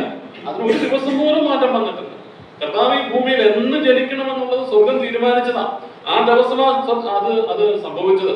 കർത്താവ് എന്ന് മരിക്കണം എന്നുള്ളത് അത് സ്വർഗം തീരുമാനിച്ചതാണ്. ആ പ്രത്യേക സമയത്താണ് അത് സംഭവിച്ചത്. അപ്പോൾ ഇവിടെ കാലം ചുരുക്കമല്ലോ എന്ന് ചുരുങ്ങിയിരിക്കുന്നു എന്ന് പറയുമ്പോൾ പൗലോസിന്റെ ചിന്താഗതിയിൽ തനിക്ക് മുമ്പുള്ള കാലം വളരെ ചുരുക്കമാണ്. കൊരിന്ത്യ വിശ്വാസികള് അവര് ഈ ചിന്തയോടുകൂടെ വേണം ജീവിക്കാനായിട്ട്. ദൈവം ഇക്കാര്യം വെളിപ്പെടുത്താത്തതിന്റെ, ദൈവത്തിന്റെ സമയം വെളിപ്പെടുത്താത്തതിന്റെ പ്രധാന കാരണം എന്ന് പറയുന്നത് എല്ലാ വിശ്വാസികളും, എക്കാലത്തുമുള്ള വിശ്വാസികൾ, അവർ ഈ ചിന്തയോടുകൂടെ വേണം ഓരോ ദിവസവും ജീവിക്കുവാനായിട്ട്. കാലം ചുരുങ്ങിയിരിക്കുന്നു, കർത്താവ് വരുവാൻ സമയമായി എന്നുള്ള ചിന്ത നമ്മുടെ എല്ലാവരുടെയും ഹൃദയങ്ങളിലെ ഓരോ നിമിഷവും ഉണ്ടായിരിക്കേണ്ടതാണ്. ഞാനിത് പറയുമ്പോൾ ഞാനും ഈ കാര്യത്തിൽ വളരെ പരാജിതനാണ് കേട്ടോ. കർത്താവ് വരുമെന്നുള്ള ചിന്ത നമുക്ക് എത്ര പ്രാവശ്യം ഇന്നുണ്ടായോ? ചിന്തിച്ചു നോക്കി. ഇന്ന് രാവിലെ മുതൽ വൈകുന്നേരം വരെയുള്ള സമയം കഴിഞ്ഞു പോയി. ആർക്കൊക്കെ ഓരോരുത്തർ സ്വയം ചോദിച്ചാൽ മതി, എനിക്ക് എത്ര പ്രാവശ്യം ഈ ചിന്ത വന്നു, കർത്താവ് വരും, എന്റെ മുമ്പിലുള്ള സമയം ചുരുക്കമാണ് എന്നുള്ള ചിന്ത എനിക്ക് തോന്നുന്നില്ല. ഇത് നോഹയുടെ കാലത്തെ പോലെ. നോഹയുടെ കാലത്തെ കുറിച്ച് പറയുമ്പോൾ മനുഷ്യൻ തിന്നും കുടിച്ചും വിവാഹത്തിന് കൊടുത്തും ഒക്കെ പോവുകയാണ്. ഇത് അവിശ്വാസികളുള്ള ബന്ധത്തിലാണ് അവിടെ പറഞ്ഞിരിക്കുന്നത്. പക്ഷെ ഇക്കാലത്തെ വിശ്വാസികളായിരിക്കുന്ന നമ്മോടുള്ള ബന്ധത്തിൽ നമുക്ക് വേറെ ആരുടെയും നേരെ വിരൽ ചൂണ്ടാനായിട്ട് ആവശ്യമില്ല. നമ്മിലേക്ക് തന്നെ ചോദിച്ചു നോക്കുക. കാലം ചുരുക്കമാണെന്നുള്ള ചിന്ത നമുക്ക് എത്ര പേർക്കുണ്ട്? അങ്ങനെ ആയിരുന്നുവെങ്കിൽ വിശ്വാസികൾ ഈ നിലയിലായിരിക്കില്ല ജീവിക്കുന്നത്. കാലം ചുരുക്കമാണെന്നുള്ള ചിന്ത നമ്മുടെ ആരുടെയും മനസ്സിൽ, ഈ വാക്കുകളൊക്കെ പറയുമ്പോൾ ഞാൻ പലപ്പോഴും പറയാറുള്ളത് പോലെ നിറഞ്ഞതായ കുറ്റബോധം എന്നെയും ധരിക്കുന്നു. പലപ്പോഴും ലോകത്തിൽ നാം ജീവിക്കുമ്പോൾ ഇക്കാര്യങ്ങളൊക്കെ മറന്നാണ് നാം ജീവിക്കുന്നത്. എന്നാൽ ദൈവത്തിന്റെ പദ്ധതി അനുസരിച്ച്, ദൈവത്തിന്റെ പ്ലാൻ അനുസരിച്ച് എല്ലാ വിശ്വാസികളും ഓരോ നിമിഷവും കർത്താവിന്റെ വരവിനെ പ്രതീക്ഷിച്ച് കഴിയണം എന്ന് ആഗ്രഹിക്കുന്നവരാണ്. ഒരു 100 വർഷങ്ങൾക്ക് മുൻപ് പ്രഥമ പ്രസ്ഥാനം ഉണ്ടാകുന്ന അവസരത്തിൽ അക്കാലഘട്ടങ്ങളിൽ ഈ ചിന്ത ഉണ്ടായിരുന്ന ഞാൻ മനസ്സിലാക്കി. ഞാൻ എന്റെ വിദ്യാഭ്യാസം പറഞ്ഞു കേട്ടിട്ടുണ്ട്. നടന്നാണല്ലോ യോഗങ്ങൾക്കൊക്കെ പോകുന്നത്. വളരെ ദൂരസ്ഥലങ്ങളിലേക്ക് യോഗങ്ങൾക്കൊക്കെ നടന്നു പോകുമ്പോൾ ചിലപ്പോഴൊക്കെ ആകാശത്തിലേക്ക് അവർ നോക്കും. ചിലപ്പോൾ ഈ പ്രസംഗങ്ങളൊക്കെ കഴിഞ്ഞിട്ടായിരിക്കും പോകുന്നത്. വളരെ പ്രത്യാശയോടുകൂടെ അവർ ഭവനത്തിലേക്ക് ദീർഘദൂരം രാത്രിയിൽ നടന്നു പോകുമ്പോൾ ഉയരത്തിലേക്ക് അവർ നോക്കും, ആകാശത്തിലേക്ക് അവർ നോക്കും, കർത്താവ് വരുന്നുണ്ടോ എന്ന്. അത്രമാത്രമുള്ള ആത്മീയ തീഷ്ണതയും ആത്മീയ കാഴ്ചപ്പാടും അന്ന് അവർക്കുണ്ടായിരുന്നു. പക്ഷെ നമ്മുടെ ഈ കാലഘട്ടം വന്നപ്പോഴത്തേക്ക് കാര്യം കുറ്റപ്പെടുത്താനായിട്ടില്ല. നമ്മോട് തന്നെ ചോദിച്ചാൽ നമുക്ക് മനസ്സിലാകും ഇക്കാര്യത്തിൽ നാം എത്രമാത്രം ഏത് സ്ഥാനത്താണ് നാം നിൽക്കുന്നതെന്നുള്ളത്. ഇവിടെ പൗലോസ് അവരെ ഓർപ്പിക്കുകയാണ്, ഒരുതരെ ഓർപ്പിക്കുകയാണ്. നിങ്ങളുടെ മുൻപിലുള്ള കാലം ചുരുക്കമാണ് എന്നുള്ളത് അവിടെ പൗലോസ് ഓർപ്പിക്കുകയാണ്. വേദപുസ്തകത്തിന് ഒരു പ്രത്യേകത എന്ന് പറയുന്നത് സമയത്തിന് വളരെ പ്രാധാന്യം കൊടുക്കുന്ന ഒരു പുസ്തകമാണ് വേദപുസ്തകം. ഞാൻ പറഞ്ഞല്ലോ, കർത്താവിന്റെ വരവൊക്കെ ദൈവം തീരുമാനിച്ച അതേ കാലത്തിന്റെ സമ്പൂർണതയിലാണ്. അങ്ങനെയല്ല വായിക്കുന്നത്. കാലത്തിന്റെ സമ്പൂർണതയിലാണ് ദൈവം തന്ന ഈ ഭൂമി വന്നത്. കാലത്തിന്റെ തികവെങ്കിലാണ് സ്ത്രീയുടെ സന്തതിയായിട്ട് കർത്താവ് ഈ ഭൂമിയിൽ ജനിച്ചത്. അവന്റെ ജന്മവും ജീവിതവും മരണവും എല്ലാം അത് കൃത്യമായിരിക്കുന്ന സമയത്തായിരുന്നു. കർത്താവ് തന്നെ ഒരു ഭാഗത്ത് ഇങ്ങനെ പറയുന്നുണ്ടായി, യോഹന്നാൻ സുവിശേഷത്തിലാണ്, പകലുള്ളിടത്തോളം നാം, ഇങ്ങനെ വാക്യം, യോഹന്നാൻ സുവിശേഷം 9-ാം അധ്യായത്തിന്റെ 4-ാമത്തെ വാക്യം. യോഹന്നാൻ 9-ന്റെ 4-ാമത്തെ എന്ന് പറഞ്ഞാൽ ഈ കാര്യത്തിനൊക്കെ നമ്മുടെ മാതൃക ആരാണെന്ന് അറിയാമോ? കർത്താവാണ്. കർത്താവിന്റെ ജീവിതത്തിൽ കാര്യങ്ങളൊക്കെ ജീവിതത്തില് സമയമായപ്പോൾ എന്ന് നാം വായിക്കുന്നുണ്ട് അല്ലെ? സമയമായപ്പോൾ കൃത്യസമയത്താണ് ദൈവം ഏത് തരത്തിലാണോ തന്റെ ജീവിതത്തെ കുറിച്ച് ദൈവം ആഗ്രഹിച്ചിരുന്നത് അതാത് സമയങ്ങളിൽ വളരെ കൃത്യമായിട്ട് കർത്താവിന്റെ ഈ ഭൂമിയിലെ ഓരോ കാര്യങ്ങളും നടന്നു എന്നുള്ളത് വളരെ വ്യക്തമായിട്ട് നമുക്ക് അറിയാനായിട്ട് സാധിക്കും. ഇവിടെ 9-ാം അധ്യായത്തിൽ നാം വായിച്ചത് കർത്താവ് പറയുന്ന വാക്കാണ് നാം വായിച്ചത്. യോഹന്നാൻ 9-ാം അധ്യായത്തിന്റെ 4-ാമത്തെ വാക്യത്തിലെ, എന്നെ അയച്ചവന്റെ പ്രവൃത്തി പകലുള്ളിടത്തോളം നാം ചെയ്യേണ്ടതാകുന്നു, ആർക്കും പ്രവർത്തിച്ചുകൂടാത്ത രാത്രി വരുന്നു. എന്നെ അയച്ചവന്റെ പ്രവൃത്തി പകലുള്ളിടത്തോളം നാം ചെയ്യേണ്ടതാണ്. ഈ പകലൊക്കെ അവസാനിക്കുന്ന ഒരു സമയമുണ്ട്. ആർക്കും പ്രവർത്തിച്ചുകൂടാത്ത രാത്രി വരുന്നു. ഈ ചിന്ത കർത്താവിനുണ്ടായിരുന്നു. കർത്താവ് ചെയ്ത ഓരോ കാര്യങ്ങളും സമയത്തോടുള്ള ബന്ധത്തിൽ നാം പലപ്പോഴും അതിന് യാതൊരു വിലയും കൊടുക്കാറില്ല. നമ്മുടെ മുൻപുള്ള സമയം ചുരുക്കമാണെന്നുള്ള ചിന്ത നമ്മുടെ ഹൃദയങ്ങളെ ഭരിക്കാറുണ്ട്. കർത്താവിന്റെ വരവിനോടുള്ള ബന്ധത്തിൽ മാത്രമല്ല കേട്ടോ, നമ്മുടെ ജീവിതത്തോടുള്ള ബന്ധത്തിൽ നമുക്ക് ചിന്തിക്കാനായിട്ട് സാധിക്കും. നാളെ ഞാൻ ഈ ഭൂമിയിൽ ജീവിച്ചിരിക്കുമോ എന്നുള്ളത് ദൈവമാണ് അറിയുന്നത്, എനിക്ക് അറിഞ്ഞുകൂടാ. നമ്മുടെ ആരുടെയും ജീവിതത്തെ കുറിച്ച് നമുക്ക് അറിഞ്ഞുകൂടാം. അതുകൊണ്ട് തന്നെ നമുക്ക് ലഭിച്ചിരിക്കുന്ന സമയം നമ്മുടെ യോഹന്നാൻ സുവിശേഷത്തിൽ കർത്താവ് പറഞ്ഞതുപോലെ പകലുള്ളിടത്തോളം നാം അവന്റെ പ്രവൃത്തി ചെയ്യുവാനായിട്ട് നമുക്ക് സാധിക്കേണ്ടത് ആവശ്യമാണ്. ഇവിടെ കൊരിന്ത്യ വിശ്വാസികളുടെ വിവാഹത്തോടുള്ള ബന്ധത്തിലാണ് പറയുന്നതെങ്കിലും പൗലോസ് പറയുകയാണ്, കാലം ചുരുങ്ങിയിരിക്കുകയാണ്, കാലം ചുരുക്കമാണ്. നമ്മുടെ കർത്താവ് പറയുന്ന പോലെ എന്നെ അയച്ചവന്റെ പ്രവൃത്തി പകലുള്ളിടത്തോളം നാം ചെയ്യേണ്ടതാണ്, ആ ചിന്ത നമ്മുടെ ഹൃദയത്തിൽ ഉണ്ടാകണം. സമയത്തെക്കുറിച്ചുള്ള ഒരു ചിന്ത, ഒരു ബോധം നമുക്കുണ്ടാകേണ്ടത് ആവശ്യമാണ്. അതുകൊണ്ട് നമുക്കതില്ലാതെയാണ് ഇരിക്കുന്നത് എന്നുള്ളത് നിർഭാഗ്യകരമായിരിക്കുന്ന അവസ്ഥയാണ്. സങ്കീർത്തനം 90 നാം വായിക്കുന്നുണ്ടല്ലോ, എന്റെ നാടുകളെ എണ്ണുവാൻ തക്കവണ്ണം എന്നെ ഉപദേശിക്കണം, അങ്ങനെയല്ലേ വാക്യം? ഞങ്ങൾ ജ്ഞാനമുള്ളൊരു ഹൃദയം പ്രാപിക്കത്തക്കവണ്ണം ഞങ്ങളുടെ നാടുകളെ എണ്ണുവാൻ ഞങ്ങളെ ഉപദേശിക്കണം. നമ്മുടെ നാടുകളെ എണ്ണാനായിട്ട് വർഷങ്ങളൊക്കെ നമ്മുടെ ജീവിതത്തിൽ ഇങ്ങനെ കടന്നു പോവുക, ദിവസങ്ങളും മാസങ്ങളും വർഷങ്ങളും ഇങ്ങനെ കടന്നു പോവുക. പലപ്പോഴും ഞാൻ ഓർക്കാറുണ്ട്, ചെറിയ പ്രായമൊക്കെ അതൊക്കെ കഴിഞ്ഞ് ഈ ഒരു പ്രായത്തിലേക്ക് വന്നത് എത്ര പെട്ടെന്നാണ് നമുക്ക് ഓർക്കാനായിട്ട് സാധിക്കും. ഞാൻ ജീവിച്ച കാലം ഇനിയും ജീവിക്കുവാൻ എനിക്ക് ഒരു തരത്തിലും ചിന്തിക്കുവാനായിട്ട് സാധിക്കില്ല. നമ്മുടെയൊക്കെ ജീവിതം ഇങ്ങനെ കഴിഞ്ഞു പോയിക്കൊണ്ടിരിക്കുകയാണ്. ജ്ഞാനമുള്ള ഹൃദയം പ്രാപിക്കത്തക്കവണ്ണം ഞങ്ങൾ ജ്ഞാനമുള്ള ഹൃദയം പ്രാപിക്കത്തക്കവണ്ണം ഞങ്ങളുടെ നാടുകളെ എണ്ണുവാൻ ഉപദേശിക്കുന്നു. നമ്മുടെ നാടുകൾ ചുരുക്കമാണ്. ഇതൊന്നും ഞാൻ പറയുന്നു 29-ാമത്തെ വാക്യം. എന്നാൽ സഹോദരന്മാരെ, ഇതൊന്നും ഞാൻ പറയുന്നു, കാലം ചുരുങ്ങിയിരിക്കുന്നു. നമ്മുടെ മുമ്പിലുള്ള കാലം ചുരുങ്ങിയിരിക്കുന്നു. അതുകൊണ്ട് എന്ത് ചെയ്യണം? 30 വാക്യങ്ങള് നിങ്ങൾ വായിക്കാമോ? അല്പം പ്രയാസമുള്ളത് കൊണ്ടാണ്. 30 വാക്യങ്ങള്. ഉള്ളവരില്ലാത്തവരെ പോലെയും കരയുന്നവർ കരയാത്തവരെ പോലെയും സന്തോഷിക്കുന്നവർ സന്തോഷിക്കാത്തവരെ പോലെയും വിലയ്ക്ക് വാങ്ങുന്നവർ കൈവശമാക്കാത്തവരെ പോലെയും ലോകത്തെ അനുഭവിക്കുന്നവർ അതിനെ അനുഭവിക്കാത്തവരെ പോലെയും ആയിരിക്കണം ഈ ലോകത്തിന്റെ രൂപം ഒഴിഞ്ഞു പോകുന്നു. അപ്പൊ കാലം ചുരുക്കമാണ്. അപ്പൊ അവിടെ എന്താ ചെയ്യേണ്ടത്? ഇവിടെ പറയുന്നത് ഇനി ഭാര്യമാരുള്ളവർ ഇല്ലാത്തവരെ പോലെ ആകണം എന്ന് പറയുന്നത് അർത്ഥം. ഇപ്പൊ നമ്മളങ്ങ് വിചാരിക്കേ കല്യാണം കഴിച്ചു ഭാര്യമാരൊക്കെ ഉണ്ട്, അവിടെ ഞാൻ ഇല്ലാത്തവർ, അങ്ങനെയാണോ അർത്ഥം? പൗലോസ് തന്നെ ഭാര്യമാരോടുള്ളതായിരിക്കുന്നത് ഇവിടെ തന്നെ റോമാലേഖനം 7-ാം അധ്യായത്തിൽ പറയുന്നുണ്ട്. ഭർത്താവ് ഭാര്യയ്ക്കും 7:3 ഭർത്താവ് ഭാര്യയ്ക്കും ഭാര്യ ഭർത്താവിനും കടപ്പെട്ടിരിക്കുന്നത് ചെയ്യണം. അതാണ് പറഞ്ഞേക്കുന്നത്. എഫെസ്യർ പറയുന്നു ഭർത്താവ് എന്ത് ചെയ്യണം, ഭാര്യ എന്ത് ചെയ്യണം, ഇതൊക്കെ പറഞ്ഞിട്ടുണ്ട്. എന്നിട്ട് ഇവിടെ പറയുകയാണ് ഭാര്യമാരുള്ളവർ ഇല്ലാത്തവരെ പോലെ ജീവിക്കണം. ഭാര്യമാരെന്ന് പറയുമ്പോൾ തിരിച്ചും മറിച്ചും ഒക്കെ നമുക്ക് ചിന്തിക്കും. ഭർത്താക്കന്മാരുള്ളവർ അവരില്ലാത്തവരെ പോലെ ജീവിക്കണം. മക്കളുള്ളവർ അവരില്ലാത്തവരെ പോലെ ജീവിക്കണം. ഭൗമ്യമായിരിക്കുന്ന ബന്ധങ്ങൾ, എന്തിനാ പൗലോസ് പറയുന്നത്? കാലം ചുരുങ്ങിയിരിക്കുകയാണ്. അതുകൊണ്ട് നമുക്കുള്ളതായിരിക്കുന്ന ബന്ധങ്ങൾ ക്രിസ്തുവിനോടുള്ള നമ്മുടെ സ്നേഹത്തിൽ നിന്ന്, കർത്താവിന് വേണ്ടിയിട്ട് നാം അധ്വാനിക്കേണ്ടതായിരിക്കുന്ന സമയത്തിൽ നിന്ന് നമ്മെ പിന്തിരിക്കുവാനായിട്ട് പാടില്ല. കാലം ചുരുങ്ങിയിരിക്കുകയാണ്. ഇനി ഭാര്യമാരുള്ളവർ ഇല്ലാത്തവരെ പോലെ ആയിരിക്കണം. കടപ്പാടുകൾ ആവശ്യമില്ല എന്നല്ല എന്റെ അർത്ഥം. കർത്താവിനേക്കാൾ അധികമായിട്ട് നമ്മുടെ വിവാഹ ജീവിതത്തിലോ നമ്മുടെ കുടുംബ ജീവിതത്തിലോ അല്ലെങ്കിൽ മറ്റുള്ള ബന്ധങ്ങളിലോ, അതാണ് നമ്മൾ ഉദ്ദേശിക്കുന്നത്. ആ ബന്ധങ്ങൾക്ക് കർത്താവിനെ കഴിഞ്ഞൊരു സ്ഥാനമേ ഉള്ളൂ.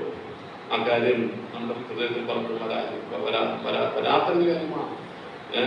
പലപ്പോഴും തോമസ് പറഞ്ഞ പോലെ, തോമസ് കർത്താവിനെ കുറിച്ച് പറഞ്ഞു, എന്റെ കർത്താവും എന്റെ ദൈവവുമേ. പലപ്പോഴും നമുക്കില്ലാത്ത ദാവീദിന്റെ സങ്കീർത്തനങ്ങൾ പലതും നാം വായിച്ചാൽ അവൻ എന്റെ സങ്കേതവും കോട്ടയുമാണ്, കഷ്ടങ്ങളിൽ അവൻ ഏറ്റവും അടുത്തുണ്ട്, അവൻ എന്റെ സങ്കേതവും കോട്ടയുമാണ്, എന്റെ പാറ, എന്റെ വീണ്ടെടുപ്പുകാരൻ. ദാവീദിന്റെ സങ്കീർത്തനങ്ങളിൽ ദൈവവുമായിട്ടുള്ള ആത്മബന്ധം പല സങ്കീർത്തനങ്ങൾ നമുക്ക് കാണാനായിട്ട് സാധിക്കും. എന്റേതെന്ന് പറയുന്നതായിരിക്കുന്ന ബന്ധം. പലപ്പോഴും നമ്മുടെ ബന്ധങ്ങളില് നമുക്ക് ഈ കർത്താവുമായിട്ടുള്ള ബന്ധത്തെക്കാൾ കൂടുതലുള്ളത് ആരുമായിട്ടുള്ള ബന്ധമാണ്? ഭാര്യമാരോടുള്ള ബന്ധം, ഭർത്താക്കന്മാരോടുള്ള ബന്ധം, അല്ലെങ്കിൽ മക്കളോടുള്ള ബന്ധം. പലതും ഇവർക്ക് വേണ്ടിയിട്ട് നാം മാറ്റിവെക്കുന്ന അനുഭവങ്ങൾ നമുക്ക് ഉണ്ടാകാനായിട്ടുള്ള സാധ്യതയുണ്ട്. ശ്രദ്ധിച്ച് നോക്കുക. നമ്മുടെ ജീവിതത്തിൽ ലോകത്തിലെ യാതൊരു ബന്ധങ്ങളും കർത്താവുമായിട്ടുള്ള ബന്ധത്തെക്കാൾ അധികമായിട്ടുണ്ടാകാനായിട്ട് പാടില്ല. അതുകൊണ്ടാണ് ഇവിടെ പറഞ്ഞിരിക്കുന്നത് ഇനി ഭാര്യമാരുള്ളവർ ഇല്ലാത്തവരെ പോലെ ആയിരിക്കണം. ലോകത്തിലെ ബന്ധങ്ങൾ, ഭൗമ്യമായിരിക്കുന്ന നമ്മുടെ ബന്ധങ്ങൾ ക്രിസ്തുവിന്റെ സ്നേഹത്തിൽ നിന്ന് നമ്മെ അകറ്റുവാനായിട്ട് പാടില്ല. കാലം ചുരുങ്ങിയിരിക്കുകയാണ്. കർത്താവിന് വേണ്ടിയിട്ട് അധ്വാനിക്കാനായിട്ടുള്ള നമ്മുടെ സമയം ചുരുക്കമാണ്. അതിൽ നിന്ന് നമ്മെ പിന്തിരിപ്പിക്കുവാനായിട്ട് പാടില്ല. ഇനി ഭാര്യമാരുള്ളവർ ഇല്ലാത്തവരെ പോലെയും കരയുന്നവർ കരയാത്തവരെ പോലെയും. ഈ ലോകത്തിൽ നമുക്ക് ദുഃഖമുണ്ടല്ലേ, കഷ്ടതകളുണ്ട്. ലോകത്തിൽ നിങ്ങൾക്ക് കഷ്ടമുണ്ട്. കർത്താവ് തന്നെ പറഞ്ഞതാണ്, കഷ്ടതയുണ്ട്, ദുഃഖമുണ്ട്. ദുഃഖമില്ലാത്ത ആരെങ്കിലും ഇവിടെ ഉണ്ടോ? ആഗ്രഹിച്ചതുപോലെ എല്ലാം സാധിച്ച ആരെങ്കിലും ഇവിടെ ഉണ്ടോ? ആരുമില്ല. എല്ലാവർക്കും ഉണ്ട് എന്തെങ്കിലും കഷ്ടതകൾ, എന്തെങ്കിലും ദുഃഖമൊക്കെ ഉണ്ട്. എന്നാൽ ഇവിടെ എന്താ പറഞ്ഞിരിക്കുന്നത്? ദുഃഖം കരയുന്നവർ കരയാത്തവരെ പോലെ. ദുഃഖം, നമ്മുടെ ദുഃഖം ദൈവത്തിൽ നിന്ന് നമ്മെ, കർത്താവിന്റെ നമ്മെ അകറ്റുന്നതാകുവാനായിട്ട് പാടില്ല. ഈ ലോകത്തിലെ ദുഃഖമൊക്കെ ഇത് അവസാനിക്കും. കാലം ചുരുങ്ങിയിരിക്കുകയാണ്. അത് നമ്മൾ മനസ്സിൽ വെക്കണം. കാലം ചുരുങ്ങിയിരിക്കുകയാണ്. അതുകൊണ്ട് ഈ ലോകത്തിലെ ദുഃഖമൊക്കെ അവസാനിക്കുന്ന സമയമാണ്. ഒരുപാട് ദിവസം നാം വായിക്കുമ്പോൾ അവൻ തന്നെ നമ്മുടെ കണ്ണീരൊക്കെ തുടയ്ക്കുമെന്നാണ് പറയുന്നത്. കർത്താവ് തന്നെ നമ്മുടെ കണ്ണുനീരൊക്കെ തുടയ്ക്കും. നമ്മുടെ മുൻപിലുള്ള കാലം ചുരുക്കമാണ്. അതുകൊണ്ട് ദുഃഖങ്ങളൊന്നും, ഇതുപോലെ സാഹചര്യങ്ങള്, കഷ്ടതകള് കർത്താവിൽ നമ്മെ പിന്തിരിപ്പിക്കുവാനായിട്ട് പാടില്ല. നൊടി നേരത്തേക്കുള്ള ലഘുവായ കഷ്ടം അത്യന്തം തേജസ്സിനായിട്ട് നമ്മെ ഒരുക്കുന്നതായിരിക്കണം. ദൈവം നമ്മെ ആ നിലയില് സഹായിക്കുവാനായിട്ട്. നമ്മുടെ കണ്ണീരൊക്കെ മാറുന്നതായിരിക്കുന്ന അവസ്ഥയുണ്ട്. ദുഃഖങ്ങൾ നാം വായിക്കുന്നത്, ഇനി ഭാര്യമാരില്ലാത്തവരെ പോലെയും കരയുന്നവർ കരയാത്തവരെ പോലെയും. മൂന്നാമത്തെ കാര്യം, സന്തോഷിക്കുന്നവർ സന്തോഷിക്കാത്തവരെ പോലെയും. ചിലരുടെ പ്രശ്നം എന്താ? ചിലരുടെ ആത്മീയ പ്രശ്നം എന്താ? ചിലരുടെ കർത്താവിൽ നിന്ന് അകറ്റുന്നത് എന്തെന്നറിയാമോ? ജീവിതത്തിലെ സന്തോഷങ്ങളാണ്. ചിലർക്ക് ഉദ്ദേശിക്കാത്ത പലതും സാധിക്കുമ്പോൾ അമിതമായിരിക്കുന്ന സന്തോഷം ഉണ്ടാകുക, കർത്താവിനെ മറക്കുന്നവരായിട്ട് തീരുക. സംഭവിക്കാൻ സാധ്യതയില്ലേ? പ്രതീക്ഷിക്കാത്ത അനുഗ്രഹങ്ങൾ ജീവിതത്തിൽ ദൈവം തരുമ്പോൾ നാം അമിതമായി സന്തോഷിക്കാനുള്ള സാധ്യതയുണ്ട്. അതൊക്കെ കർത്താവിൽ നിന്ന് നമ്മെ പിന്തിരിപ്പിക്കാനായിട്ടുള്ള സാധ്യതയുണ്ട്. കർത്താവിനെ കുറിച്ച് മറക്കുവാനായിട്ടുള്ള സാധ്യതയുണ്ട്. കാലം ചുരുങ്ങിയിരിക്കുകയാണ്, നാം മറക്കരുത്. ഇവിടെ നാം വായിക്കുന്നത്, സന്തോഷിക്കുന്നവർ സന്തോഷിക്കാത്തവരെ പോലെയും വിലയ്ക്ക് വാങ്ങുന്നവർ കൈവശമാക്കാത്തവരെ പോലെ. ചിലതൊക്കെ വാങ്ങിക്കാനായിട്ടാണ് ചിലരുടെ പരിഭ്രാന്തി. ഇപ്പൊ കുറവാണ്. പണ്ടൊക്കെ ആണെങ്കിൽ വസ്തു വാങ്ങിച്ചു കൂട്ടുക. ഇപ്പോഴതൊക്കെ കുറഞ്ഞിരിക്കുകയാണ്. ദൈവത്തിന്റെ അതിനുള്ള ക്രമീകരണങ്ങളൊക്കെ വരുത്തി ഇപ്പോഴതിനുള്ള അത്രയും ഭ്രാന്തില്ല. പക്ഷെ ഒരു സമയമുണ്ടായിരുന്നു, വസ്തു എത്രത്തോളം വാങ്ങിച്ചു വിടും. നമ്മുടെ സമൂഹത്തെ, നമ്മുടെ സാഹചര്യത്തിൽ വെച്ചുകൊണ്ടാണ് ഞാനത് പറയുന്നത്. വസ്തു വാങ്ങിക്കുവാനായിട്ട് അല്ലെങ്കിൽ വാഹനം വാങ്ങിക്കുവാനായിട്ടുള്ള അമിതമായിരിക്കുന്ന ആവേശം, ഇതൊക്കെ സാധിച്ചു കഴിയുമ്പോൾ വിലയ്ക്ക് വാങ്ങുന്നവർ കൈവശമാക്കാത്തവരെ പോലെയും. നമ്മുടെ കയ്യിലൊക്കെ ചിലതൊക്കെ വന്നു ചേരുമ്പോൾ നാം ദൈവത്തെ മറക്കുന്നു. നമ്മുടെ സമയം ചുരുക്കമാണെന്നുള്ള കാര്യം നാം മറന്നു പോകുന്നു. അടുത്തായിട്ട് അവിടെ നാം കാണുന്നത്, ലോകത്തെ അനുഭവിക്കുന്നവർ അതിനെ അനുഭവിക്കാത്തവരെ പോലെയും ആയിരിക്കും. ലോകത്തിൽ പല കാര്യങ്ങളും അനുഭവിക്കുവാനായിട്ട് ദൈവം നമ്മെ അനുവദിച്ചെന്ന് പറയാം. പക്ഷെങ്കിൽ അതൊക്കെ അനുഭവിക്കുമ്പോൾ അത് അനുഭവിക്കാത്തവരെ പോലെ ആയിരിക്കും. നമ്മുടെ ജീവിതത്തില് ഒരു ബാലൻസ്ഡ് ലൈഫ്, സന്തുലിതമായിരിക്കുന്ന ഒരു ജീവിതം, ഇതൊന്നും നമ്മളെ ക്രിസ്തുവിന്റെ സ്നേഹത്തിൽ നിന്ന് പിന്തിരിപ്പിക്കുവാനായിട്ട് പാടില്ല. റോമാലേഖനത്തിലേക്ക് പൗലോസ് പറയുന്നുണ്ടല്ലോ, കഷ്ടതയോ റോമാലേഖനം 8-ാം അധ്യായത്തിലാണെന്ന് അല്ലേ? ക്രിസ്തുവിന്റെ സ്നേഹത്തിൽ നമ്മെ ഗർഭിരിക്കുന്നതാ കഷ്ടതയോ സങ്കടമോ നഗ്നതയോ ആപത്തോ പാടോ. ഇതൊന്നും നമ്മെ ക്രിസ്തുവിന്റെ സ്നേഹത്തിൽ നിന്ന് പിന്തിരിപ്പിക്കുവാനായിട്ട് പാടില്ല. ഇവിടെ നാം വായിക്കുന്നത്, ലോകത്തെ അനുഭവിക്കുന്നതിന് അനുഭവിക്കാത്തവരെ പോലെയായിരിക്കും. എനിക്ക് തോന്നുന്നു, ഞാൻ നേരത്തെ എബ്രായലേഖനം 11-ാമത്തെ വാക്യം 11-ാം അധ്യായത്തിലെ അബ്രഹാമിനെ കുറിച്ചുള്ള സാക്ഷ്യം ഞാൻ നേരത്തെ വായിച്ചോ എനിക്ക് സംശയമുണ്ട്. എങ്കിൽ ഒരിക്കൽ കൂടെ അത് നോക്കാം. എബ്രായലേഖനം 11-ാം അധ്യായത്തില് അതിന്റെ 8 മുതലുള്ള വാക്യങ്ങൾ, 8 മുതൽ 10 വരെയുള്ള വാക്യങ്ങൾ, 8 മുതൽ 10 വാക്യങ്ങൾ. എബ്രായലേഖനം 11-ാം അധ്യായം 8, 9, 10 വാക്യം. വിശ്വാസത്താൽ അബ്രഹാം തനിക്ക് അവകാശമായി കിട്ടേണ്ടിയിരുന്ന ദേശത്തേക്ക് യാത്രയായി വിളിക്കപ്പെട്ട അനുസരിച്ച് എവിടേക്ക് പോകുന്നതെന്നറിയാതെ പുറപ്പെട്ടു. വിശ്വാസത്താൽ അവൻ വാഗ്ദത്ത ദേശത്ത് ഒരു അന്യദേശത്തെന്ന പോലെ ചെന്ന് വിശ്വാസത്താൽ വാഗ്ദത്തദേശത്ത് ഒരു അന്യദേശത്തെന്ന പോലെ ചെന്നു. നാം ഈ ലോകത്തിൽ പരദേശികളാണെന്നൊക്കെ നാം വായിക്കുന്നതും പറയുന്നതും ഒക്കെ, നാം കേൾക്കുന്ന പ്രസംഗങ്ങളും ഒക്കെ അങ്ങനെയാണ്. പക്ഷെ നമുക്ക് എത്ര പേർക്ക് ചിന്തയുണ്ട്, ഇതെന്റെ എന്റെ ദേശമല്ല, ഇത് അന്യദേശമാണെന്ന്. ഓക്കെ, വിശ്വാസത്താൽ വാഗ്ദത്തദേശത്ത് അന്യദേശത്തെ പോലെ ചെന്ന് വിശ്വാസത്തിന് കൂട്ടവാസികളായ ഇസ്ഹാക്കിനോടും യാക്കോബിനോടും കൂടെ കൂടാരങ്ങളിൽ പാർത്തുകൊണ്ട് ദൈവം ശില്പിയായി നിർമ്മിച്ചതും അടിസ്ഥാനമുള്ളതുമായ നഗരത്തിനായി കാത്തിരുന്നു. വാഗ്ദത്തത്തിന് കൂട്ടവകാശികളായ ഇസ്ഹാക്കിനോടും യാക്കോബിനോടും കൂടെ കൂടാരങ്ങളിൽ പാർത്തുകൊണ്ട്. അബ്രഹാമിന് കൂടാരത്തിൽ പാർക്കേണ്ട കാര്യമൊന്നും ഉണ്ടായിരുന്നില്ല. ലോത്തിനെ പോലെ പട്ടണത്തിൽ പോയി ഒരു പട്ടണവാസിയായിട്ട് ഒരു വീടൊക്കെ പണിഞ്ഞ്, അങ്ങനെയല്ല നാം വായിക്കുന്നത്. ലോത്തിന് വീടൊക്കെ ഉണ്ടായിരുന്നു, ബലമേറിയതായിരിക്കുന്ന വീടുകൾ ഉണ്ടായിരുന്നു, വാതിലും കടലയും ചെല്ലും ഒക്കെ ഉള്ള വലിയ വീടുണ്ടായിരുന്നു. ലോത്തിന് പട്ടണവാസിയായിട്ട് തന്നെ കഴിയാമായിരുന്നു, സ്ഥിരതാമസക്കാരനായിട്ടൂടെ കഴിയാമായിരുന്നു. പക്ഷേ അബ്രഹാം അങ്ങനെയല്ല ചെയ്തത്. ഇവിടെ നാം വായിക്കുന്നത്, വാഗ്ദാനത്തിന് കൂട്ടവകാശികളായ ഇസ്ഹാക്കിനോടും യാക്കോബിനോടും കൂടെ കൂടാരങ്ങളിൽ പാർത്തുകൊണ്ട് ദൈവം ശില്പിയായി നിർമ്മിച്ചതും അടിസ്ഥാനമുള്ള നഗരത്തിനായിട്ട് കാത്തിരുന്നു. ഈ കാഴ്ചപ്പാട് ലോകത്തെ അനുഭവിക്കുന്നവർ ലോകത്തെ അനുഭവിക്കാത്തവരെ പോലെ ആയിരിക്കേണ്ടത് ആവശ്യമാണ്. ഈ ലോകത്തിലാണ് നാം ജീവിക്കുന്നതെങ്കിലും ഈ ലോകമല്ല നമ്മുടെ സ്ഥിരവാസം എന്ന് മനസ്സിലാക്കി ഇവിടെ നാം വായിക്കുന്ന ലോകത്തെ അനുഭവിക്കുന്നവർ അത് അനുഭവിക്കാത്തവരെ പോലെയും ആയിരിക്കണം. ഇതിന്റെ അടുത്ത വാക്യം എന്താ ഇവിടെ പറഞ്ഞിരിക്കുന്നത്? ഈ ലോകത്തിന്റെ രൂപം ഒഴിഞ്ഞു പോകും. നമുക്ക് ആർക്കെങ്കിലും ചിന്തയുണ്ടോ? ഈ ലോകത്തിന്റെ രൂപമൊക്കെ ഒഴിഞ്ഞു പോകുന്നതാണ്. നേരത്തെ നാം വായിച്ചത് കാലം ചുരുങ്ങിയിരിക്കുകയാണ്, ഈ ലോകത്തിന്റെ രൂപം ഒഴിഞ്ഞു പോവുകയാണ്. പത്രോസിന്റെ ലേഖനത്തില് 2 പത്രോസ് 3-ന്റെ 3-ാം വാക്യത്തില് 2 പത്രോസ് 3-ന്റെ 9 വാക്യങ്ങൾ, 2 പത്രോസ് 3-ന്റെ 9 വാക്യങ്ങൾ.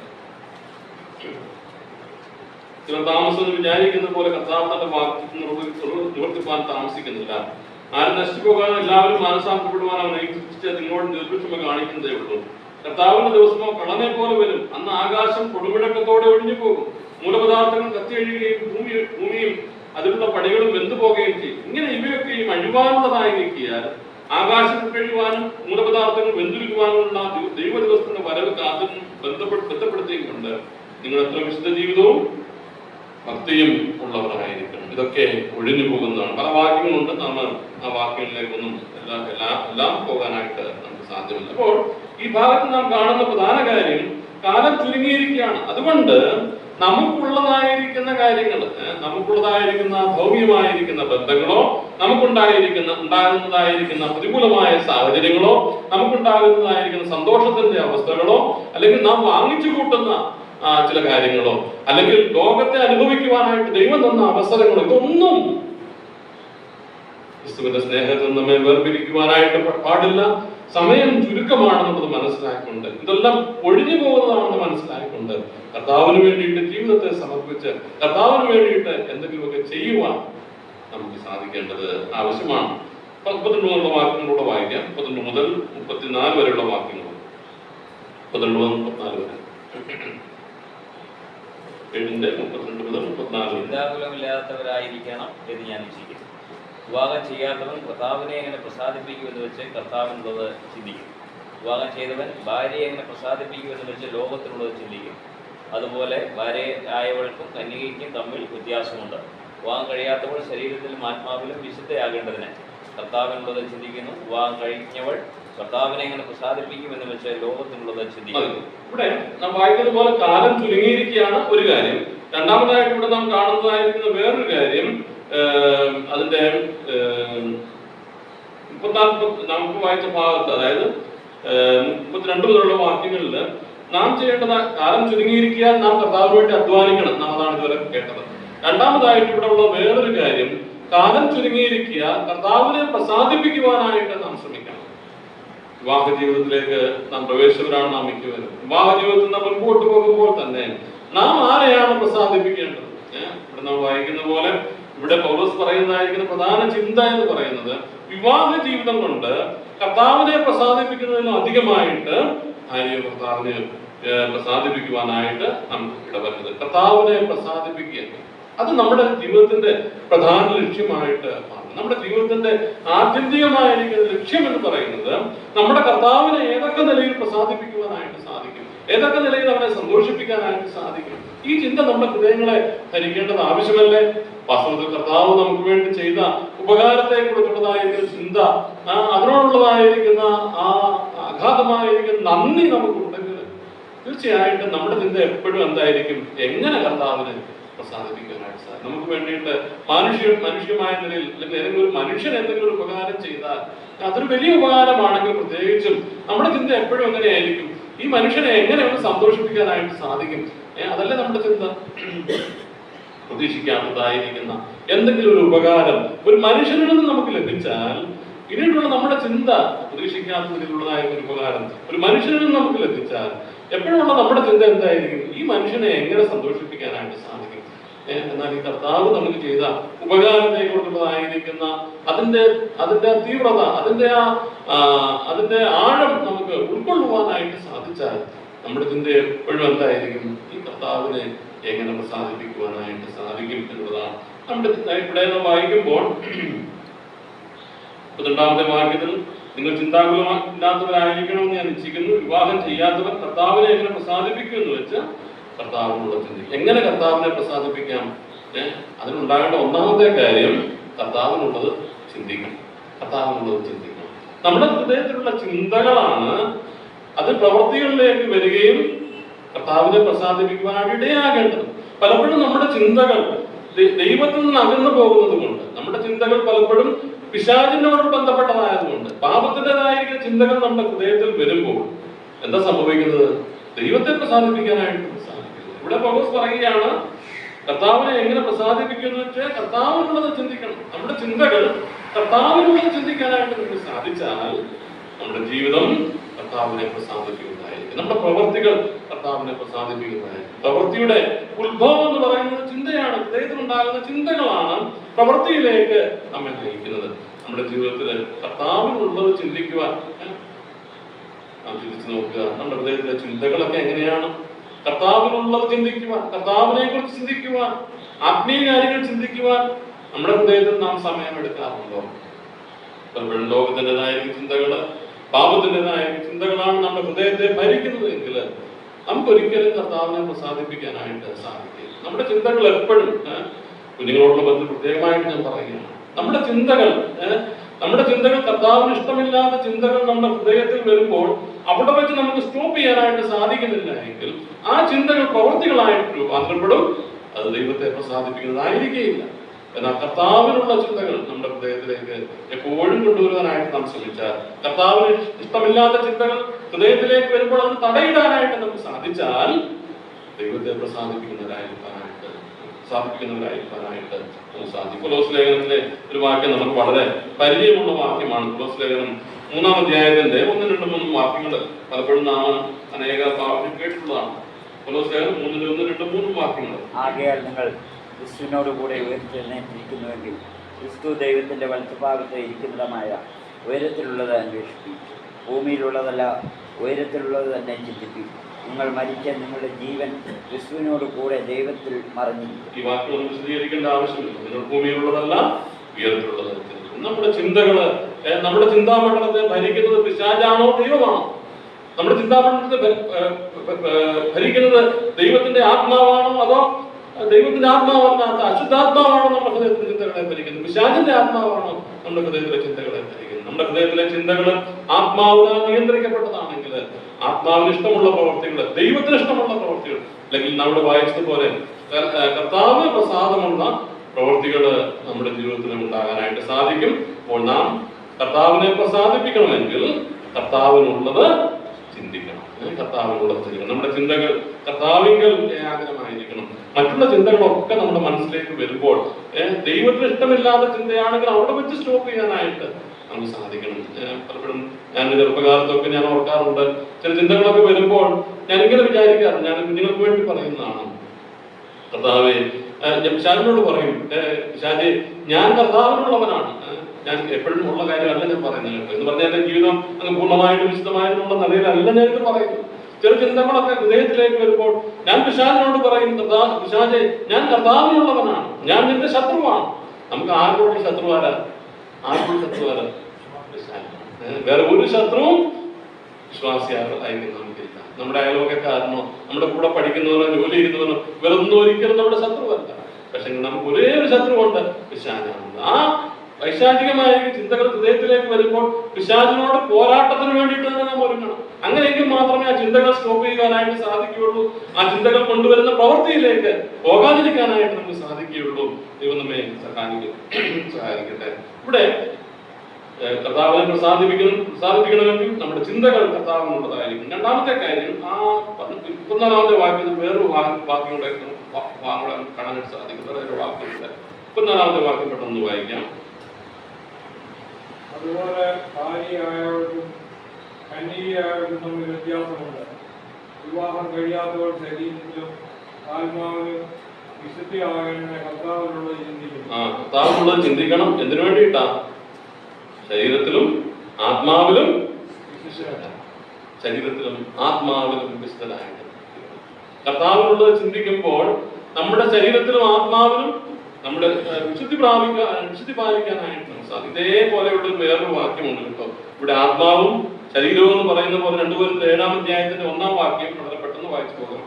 2 കൊരിന്ത്യർ 7-ന്റെ 1-ാമത്തെ വാക്യം പരിചയമുള്ള വാക്യമാണ്. പ്രിയമുള്ളവരെ, ഈ വാഗ്ദാനങ്ങൾ നമുക്കുള്ളത് കൊണ്ട് നാം ജഡത്തിലെയും ആത്മാവിലെയും സകല കന്മഷവും നീക്കി നമ്മെ തന്നെ വെടിപ്പാക്കി ദൈവഭയത്തിൽ വിശുദ്ധിയെ എത്തിക്കുന്നു. ഞാൻ വിചാരിക്കുന്നത് ഇങ്ങനെയാണ്, നമ്മുടെ ചിന്തയെ വിശുദ്ധിയിൽ സൂക്ഷിക്കാനായിട്ട് നമുക്ക് സാധിച്ചാൽ നമ്മുടെ ശരീരത്തെ നമുക്ക് വിശുദ്ധിയിൽ സൂക്ഷിക്കുവാൻ സാധിക്കും. ഞാൻ പറഞ്ഞ മനസ്സിലായല്ലോ. ചിന്തയെ വിശുദ്ധിയെ സൂക്ഷിക്കുവാൻ നമുക്ക് സാധിച്ചാൽ നമ്മുടെ പ്രവൃത്തികളെ, നമ്മുടെ ശരീരത്തെ നമുക്ക് വിശുദ്ധിയെ സൂക്ഷിക്കുവാനായിട്ട് സാധിക്കും. പലപ്പോഴും ശരീരം അശുദ്ധമാകുന്നത് ചിന്തകളിൽ വരുന്നതായിരിക്കുന്ന പിശാചിന്റെ പ്രവർത്തനങ്ങൾ മുഖാന്തരമായിട്ട്. പാപത്തിന്റെ ചിന്തകൾ ഹൃദയത്തിലേക്ക് വരും. അത് ശരീരത്തെ അശുദ്ധമാക്കുവാനായിട്ട് ഇടയായിട്ട് തീരും. ശരീരത്തെ നാം വളരെ സൂക്ഷിക്കേണ്ടത് ആവശ്യമാണ്. കർത്താവ് നമുക്ക് തന്നതായിരിക്കുന്ന ഈ ശരീരം കർത്താവിന്റെ മഹത്വത്തിനായിട്ട് ഉപയോഗിക്കാനായിട്ട് നമുക്ക് സാധിക്കണം. ഗുരുതിലേഖനത്തിന്റെ 1 കൊരിന്ത്യർ 6 അവസാനത്തെ വാക്യം നമുക്കറിയാമല്ലോ. ദൈവത്തിന്റെ ദാനമായി നിങ്ങളിരിക്കുന്ന പരിശുദ്ധാത്മാവിന്റെ മന്ദിരമാകുന്നു നിങ്ങളുടെ ശരീരമെന്നും 6:19 നിങ്ങളെ വിലക്ക് വാങ്ങിയിരിക്കുകയാൽ നിങ്ങൾ താന്താക്കൾക്കുള്ളവരെല്ലാം അറിയുന്നില്ലയോ? ആകയാൽ നിങ്ങളുടെ ശരീരം കൊണ്ട് ദൈവത്തെ, നമ്മുടെ ശരീരവും ആത്മാവും ദൈവസന്നിധിയിൽ വിശുദ്ധമായി സൂക്ഷിക്കുവാൻ തക്കവണ്ണം നമ്മുടെ വായിക്കുന്ന പോലെ കർത്താവിനുള്ളത് നാം ചിന്തിക്കുന്നുവെങ്കിൽ 1 കൊരിന്ത്യർ 7 അധ്യായത്തിന്റെ 34 വാക്യത്തിൽ വിവാഹം കഴിയാത്തവൾ ശരീരത്തിനും ആത്മാവും വിശുദ്ധയാകേണ്ടതിന് കർത്താവിനുള്ളത് ചിന്തിക്കണം. സമയം ചുരുക്കമാണ്, കാലം ചുരുക്കമാണ്. നാം അങ്ങനെയല്ലേ വായിച്ചത് 21 വാക്യത്തിൽ. എന്നാൽ സഹോദരന്മാർ, ഇതൊന്നും ഞാൻ പറയുന്നു, കാലം ചുരുങ്ങിയിരിക്കുന്നു. നമുക്ക് പ്രവർത്തിക്കുവാനുള്ള സമയം ചുരുക്കമാണ്. കർത്താവിനെ പ്രസാദിപ്പിക്കുവാനായിട്ട് ദൈവം നമുക്ക് അനുവദിച്ചു തന്നിരിക്കുന്ന സമയം അത് വളരെ ചുരുക്കമാണ്. അതുകൊണ്ട് തന്നെ എങ്ങനെ കർത്താവിനെ പ്രസാദിപ്പിക്കാം? കർത്താവിനുള്ളത് നാം ചിന്തിക്കണം. മാത്രമല്ല നമ്മുടെ ശരീരവും നമ്മുടെ ആത്മാവും വിശുദ്ധമായിട്ട് സൂക്ഷിക്കുവാൻ ഉള്ളൊരു മനസ്സ്, അതിനുള്ളൊരു ആഗ്രഹം, താല്പര്യം നമ്മുടെ ജീവിതത്തിൽ ഉണ്ടാകേണ്ടത് ആവശ്യമാണ്. തുടർന്നുള്ള വാക്യങ്ങൾ വളരെ പെട്ടെന്ന് ഞാൻ വായിച്ചാൽ പോകാം. 15 വാക്യം നേരത്തെ ചിന്തിച്ച വാക്യമാണ്, അതിലേക്ക് പോകുന്നില്ല. ഞാൻ നിങ്ങൾ ഉൾപ്പെടുവാനല്ല യോഗ്യത വിചാരിച്ച് നിങ്ങൾ ചാപല്യം കൂടാതെ കർത്താവിനെ സ്ഥിരമായി വസിക്കേണ്ടതിനും നിങ്ങളുടെ ഉപകാരത്തിനായിട്ട് അദ്ദേഹം പറയുന്നു. പല പ്രാവശ്യം ആ വാക്യത്തെ കുറിച്ച് നാം ചിന്തിച്ചതാണ്. 38 വാക്യം വിവാഹം ചെയ്തിരിക്കുന്ന വാക്യം. 36 വാക്യം 7:36. എന്നാൽ ഒരുത്തൻ തന്റെ കന്യകയ്ക്ക് പ്രായം കടന്നാൽ താൻ ചെയ്യുന്നത് അയോഗ്യമെന്ന് നിരൂപിക്കുന്നുവെങ്കിൽ അങ്ങനെ വേണ്ടി വന്നാൽ ഇഷ്ടം പോലെ ചെയ്യട്ടെ, അവൻ ദോഷം ചെയ്യുന്നില്ല. അത് മനസ്സിലായെന്ന് ഞാൻ വിചാരിക്കുന്നു. സ്ഥിരമായിട്ട് എന്തെങ്കിലും പറയാനായിട്ട് അതിലില്ല. ഒരു വിവാഹ നിശ്ചയം ചെയ്തിരിക്കുന്ന കന്യകയോട് അവളുടെ വിവാഹം എന്ന് പറഞ്ഞാൽ ഈ കൊരിന്ത്യയിലെ വിശ്വാസികൾ പലരും വിവാഹ നിശ്ചയം കഴിഞ്ഞു, പക്ഷെ പിന്നെയും താമസിക്കാൻ വിവാഹം കഴിക്കാതെ. കാരണം എന്താ? മനുഷ്യരുടെ ചിന്ത ഇത് പാവമാണോ എന്നുള്ളതാണ്. അവിടെ പറയുകയാണ്, വിവാഹ നിശ്ചയം ചെയ്തിരിക്കുന്ന കന്യകയോട് തന്നെ അയോഗ്യമായാണ് പെരുമാറുന്നതെന്ന് ഒരുവൻ നിരൂപിക്കുകയും അവൾക്ക് പ്രായം കടന്നു പോയിക്കൊണ്ടിരുന്ന വിവാഹം ചെയ്യണമെന്ന് അവന് തോന്നുകയും ചെയ്താൽ അവൻ ആഗ്രഹിക്കുന്ന പോലെ അവൻ ചെയ്യട്ടെ, അവൻ പാപം ചെയ്യുന്നില്ല, അവൻ വിവാഹം കഴിക്കട്ടെ. 37 വാക്യം. അവർ വിവാഹം ചെയ്യട്ടെ, നിർബന്ധത്താലല്ല, തന്റെ ഇഷ്ടം നടത്തുവാൻ അധികാരമുള്ളവനും ഹൃദയത്തിൽ സ്ഥിരതയുള്ളവനുമായ ഒരുവൻ തന്റെ കന്യയെ സൂക്ഷിച്ചു കൊള്ളുവാൻ സ്വന്തം ഹൃദയത്തിൽ നിർണയിക്കുമെങ്കിൽ അവൻ ചെയ്യുന്നത് നന്ന്. 38 വാക്യം. അങ്ങനെ ഒരുത്തൻ തന്റെ കന്യയെ വിവാഹം കഴിക്കുന്നത് നന്ന്, വിവാഹം കഴിക്കാതിരിക്കുന്നത് ഇത് ഒരു പിതാവിനോടുള്ള ബന്ധത്തിലാണ് പറഞ്ഞേക്കുന്നത്. പിതാവിനാണ് അന്ന് അന്നത്തെ കാലത്തും ആ മകളുടെ മേലെ അധികാരമുണ്ട്. കന്യകയെ കൊടുക്കുന്ന കാര്യത്തിൽ അധികാരമുണ്ട്. ആ അധികാരത്തെ കുറിച്ചാണ് അവിടെ പറഞ്ഞിരിക്കുന്നത്. ഒരു കാര്യം നാം ഓർക്കണം, നമ്മുടെ വിവാഹ ജീവിതത്തോട് നിങ്ങളോട് ബന്ധത്തിലാണ് ഞാൻ പറയുന്നത്. വിവാഹ ജീവിതത്തിൽ മാതാപിതാക്കന്മാർക്ക് ഒരു പങ്കുണ്ട്. കാര്യം ഞാൻ പ്രത്യേകം ഓർത്തിരിക്കുന്നു. ഇവിടെ ആ നിലയിലാണ് നമുക്ക് കാണാനായിട്ട് സാധിക്കുന്നത്. ഒരു പിതാവിന് തന്റെ മകളെ വിവാഹം ചെയ്യാതെ, വിവാഹത്തിന് കൊടുക്കാതെയോ ഇരിക്കാനായിട്ട് സാധിക്കും. പക്ഷെ ഇങ്ങനെ ഓർക്കണം, ആ മകളുടെ കൃപാവരം അതൊരു വിഷയമാണ്. മകൾക്ക് ആ നിലയിൽ ജീവിക്കാനുള്ള കൃപാവരം ഉണ്ടെങ്കിലേ അത് സാധിക്കും. അപ്പോൾ മകളുടെ കൺസെന്റ് ഇല്ല, അല്ലെങ്കിൽ മകളുടെ സമ്മതമില്ലാതെ ആ തീരുമാനം എടുക്കാനായിട്ട് പിതാവിന് അനുവാദമില്ല. അടുത്തത് 39-40 വാക്യങ്ങളുണ്ട്. ഭർത്താവ് ജീവിച്ചിരിക്കുന്ന കാലത്തോളം സ്ത്രീ ബന്ധിക്കപ്പെട്ടിരിക്കുന്നു. ഭർത്താവ് മരിച്ചുപോയാൽ തനിക്ക് മനസ്സുള്ളവനുമായി വിവാഹം കഴിക്കുവാൻ സ്വാതന്ത്ര്യമുണ്ട്. കർത്താവിൽ വിശ്വസിക്കുന്നവരുമായി മാത്രമേ ആകാവൂ. എന്നാൽ അവൾ അങ്ങനെ തന്നെ പാർത്തുകൊണ്ടാൽ ഭാഗ്യമേറിയവൾ എന്ന എൻ്റെ അഭിപ്രായം. ദൈവാത്മാവ് എനിക്കുണ്ട് എന്ന് തോന്നുന്നു. ഈ ഭാഗം നാം നേരത്തെ ചിന്തിച്ചതായിരിക്കുന്ന ഭാഗമാണ്. മറ്റു വാക്കുകളിൽ 1-2 വാക്യങ്ങൾ ഞാൻ പറഞ്ഞ് അവസാനിപ്പിച്ചോളാം. ഭർത്താവ് ജീവിച്ചിരിക്കുന്ന കാലത്തോളം സ്ത്രീ ബന്ധിക്കപ്പെട്ടിരിക്കുന്നു. തിരിച്ചും ഭാര്യ ജീവിച്ചിരിക്കുന്നിടത്തോളം കാലം ഭർത്താവ് ബന്ധിക്കപ്പെട്ടിരിക്കുന്നു. വിവാഹ ജീവിതം എന്ന് പറയുന്നത് അത് കർത്താവ് വരുത്തുന്ന അവസാനമല്ലാതെ അതിനൊരു അവസാനമില്ല. മരണത്താലല്ല. നാം അതുകൊണ്ടാണ് വിവാഹ ഉടമ്പടിയില് മരണത്താലല്ലാതെ എന്ന് ഹൃദയമായിട്ട് ചേർത്തിട്ടാണ് എല്ലാവരും പറയുന്നത്. നമ്മൾ കേട്ടിട്ടുണ്ട്. മരണം കൊണ്ട് മാത്രമേ, അല്ലെങ്കിൽ കർത്താവിന്റെ വരം കൊണ്ട് മാത്രമേ വിവാഹ ജീവിതം അവസാനിപ്പിക്കാനായിട്ട് ദൈവത്തിന്റെ വചനം അനുശാസിക്കുന്നുണ്ട്. കർത്താവ് ജീവിച്ചിരിക്കുന്ന കാലത്തോളം സ്ത്രീ ബന്ധിക്കപ്പെട്ടിരിക്കുന്നു. കർത്താവ് മരിച്ചു പോയാൽ തനിക്ക് മനസ്സുള്ളവരുമായി വിവാഹം കഴിക്കാൻ സ്വാതന്ത്ര്യമുണ്ട്. പ്രത്യേകമായിരിക്കുന്ന കാര്യം, കർത്താവിൽ വിശ്വസിക്കുന്നവനായിട്ട് മാത്രമേ ഏത് വിവാഹ ബന്ധവും വിശ്വാസി എന്നുള്ള നിലയിൽ ഞാനൊരു വിശ്വാസിയാണെങ്കിൽ, നാം ഒരു വിശ്വാസിയാണെങ്കിൽ, വിവാഹ ബന്ധത്തില് പ്രത്യേകമായിട്ട് ശ്രദ്ധിക്കണം. ആരെങ്കിലും പോയി വിവാഹം കഴിക്കുവാനായിട്ട് പാടില്ല. ദൈവത്തിന്റെ വചനം വളരെ കൃത്യമായിട്ട് പറഞ്ഞിട്ടുണ്ട്, കർത്താവ് വിശ്വസിക്കുന്നവരുമായി മാത്രമേ ആകാവൂ. അവിടെ അങ്ങനെ തന്നെ പാർട്ടുകൊണ്ട് ഭാഗ്യമേറിയെന്ന് എന്റെ അഭിപ്രായം. അതും നാം നേരത്തെ ചിന്തിച്ച കാര്യമാണ്. എന്തുകൊണ്ടാണ് പറയുന്നത്? ദൈവാത്മാവ് എനിക്കുമുണ്ട് എന്ന് ദൈവാത്മാവിനാണ് പൗലോസ് ഈ അധ്യായം എഴുതിയിട്ടുള്ളത് എന്നുള്ളത് വളരെ വ്യക്തമാണ്. ഒരു കാര്യം മാത്രം പറഞ്ഞാൽ അവസാനിപ്പിക്കട്ടെ. വിവാഹ ബന്ധങ്ങൾ ദൈവത്തിന്റെ നിഷ്ഠയ്ക്കനുസരിച്ച്, ദൈവിക നിയമങ്ങൾക്കനുസരിച്ച് അത് നടക്കുമ്പോൾ മാത്രമാണ് ദൈവത്തിന്റെ അനുഗ്രഹം വിവാഹത്തിൽ ഉണ്ടാക്കാനായിട്ട് ഇടയായിട്ടുള്ളത്. കുഞ്ഞുങ്ങളോട് പിന്നെ ഞാൻ പറയുകയാണ്, വിവാഹം അത് എങ്ങനെയെങ്കിലുമൊക്കെ തിരഞ്ഞെടുക്കുവാനായിട്ടുള്ള വിവാഹ ജീവിതം എന്ന് പറയുന്നത് എങ്ങനെയെങ്കിലുമൊക്കെ തിരഞ്ഞെടുക്കുവാനായിട്ടുള്ളതല്ല. ദൈവത്തിന്റെ നിബന്ധനകളിൽ ആശ്രയിച്ച്, ദൈവത്തിന്റെ നിർദ്ദേശങ്ങളിലും ഉപദേശങ്ങളും ആശ്രയിച്ചുകൊണ്ട് വിവാഹത്തിലേക്ക് പ്രവേശിക്കുമ്പോൾ ആ ജീവിതം ദൈവത്താൽ അനുഗ്രഹിക്കപ്പെട്ടതായിട്ട് തീരും. ദൈവം നമ്മെ സഹായിക്കുമാറാകട്ടെ.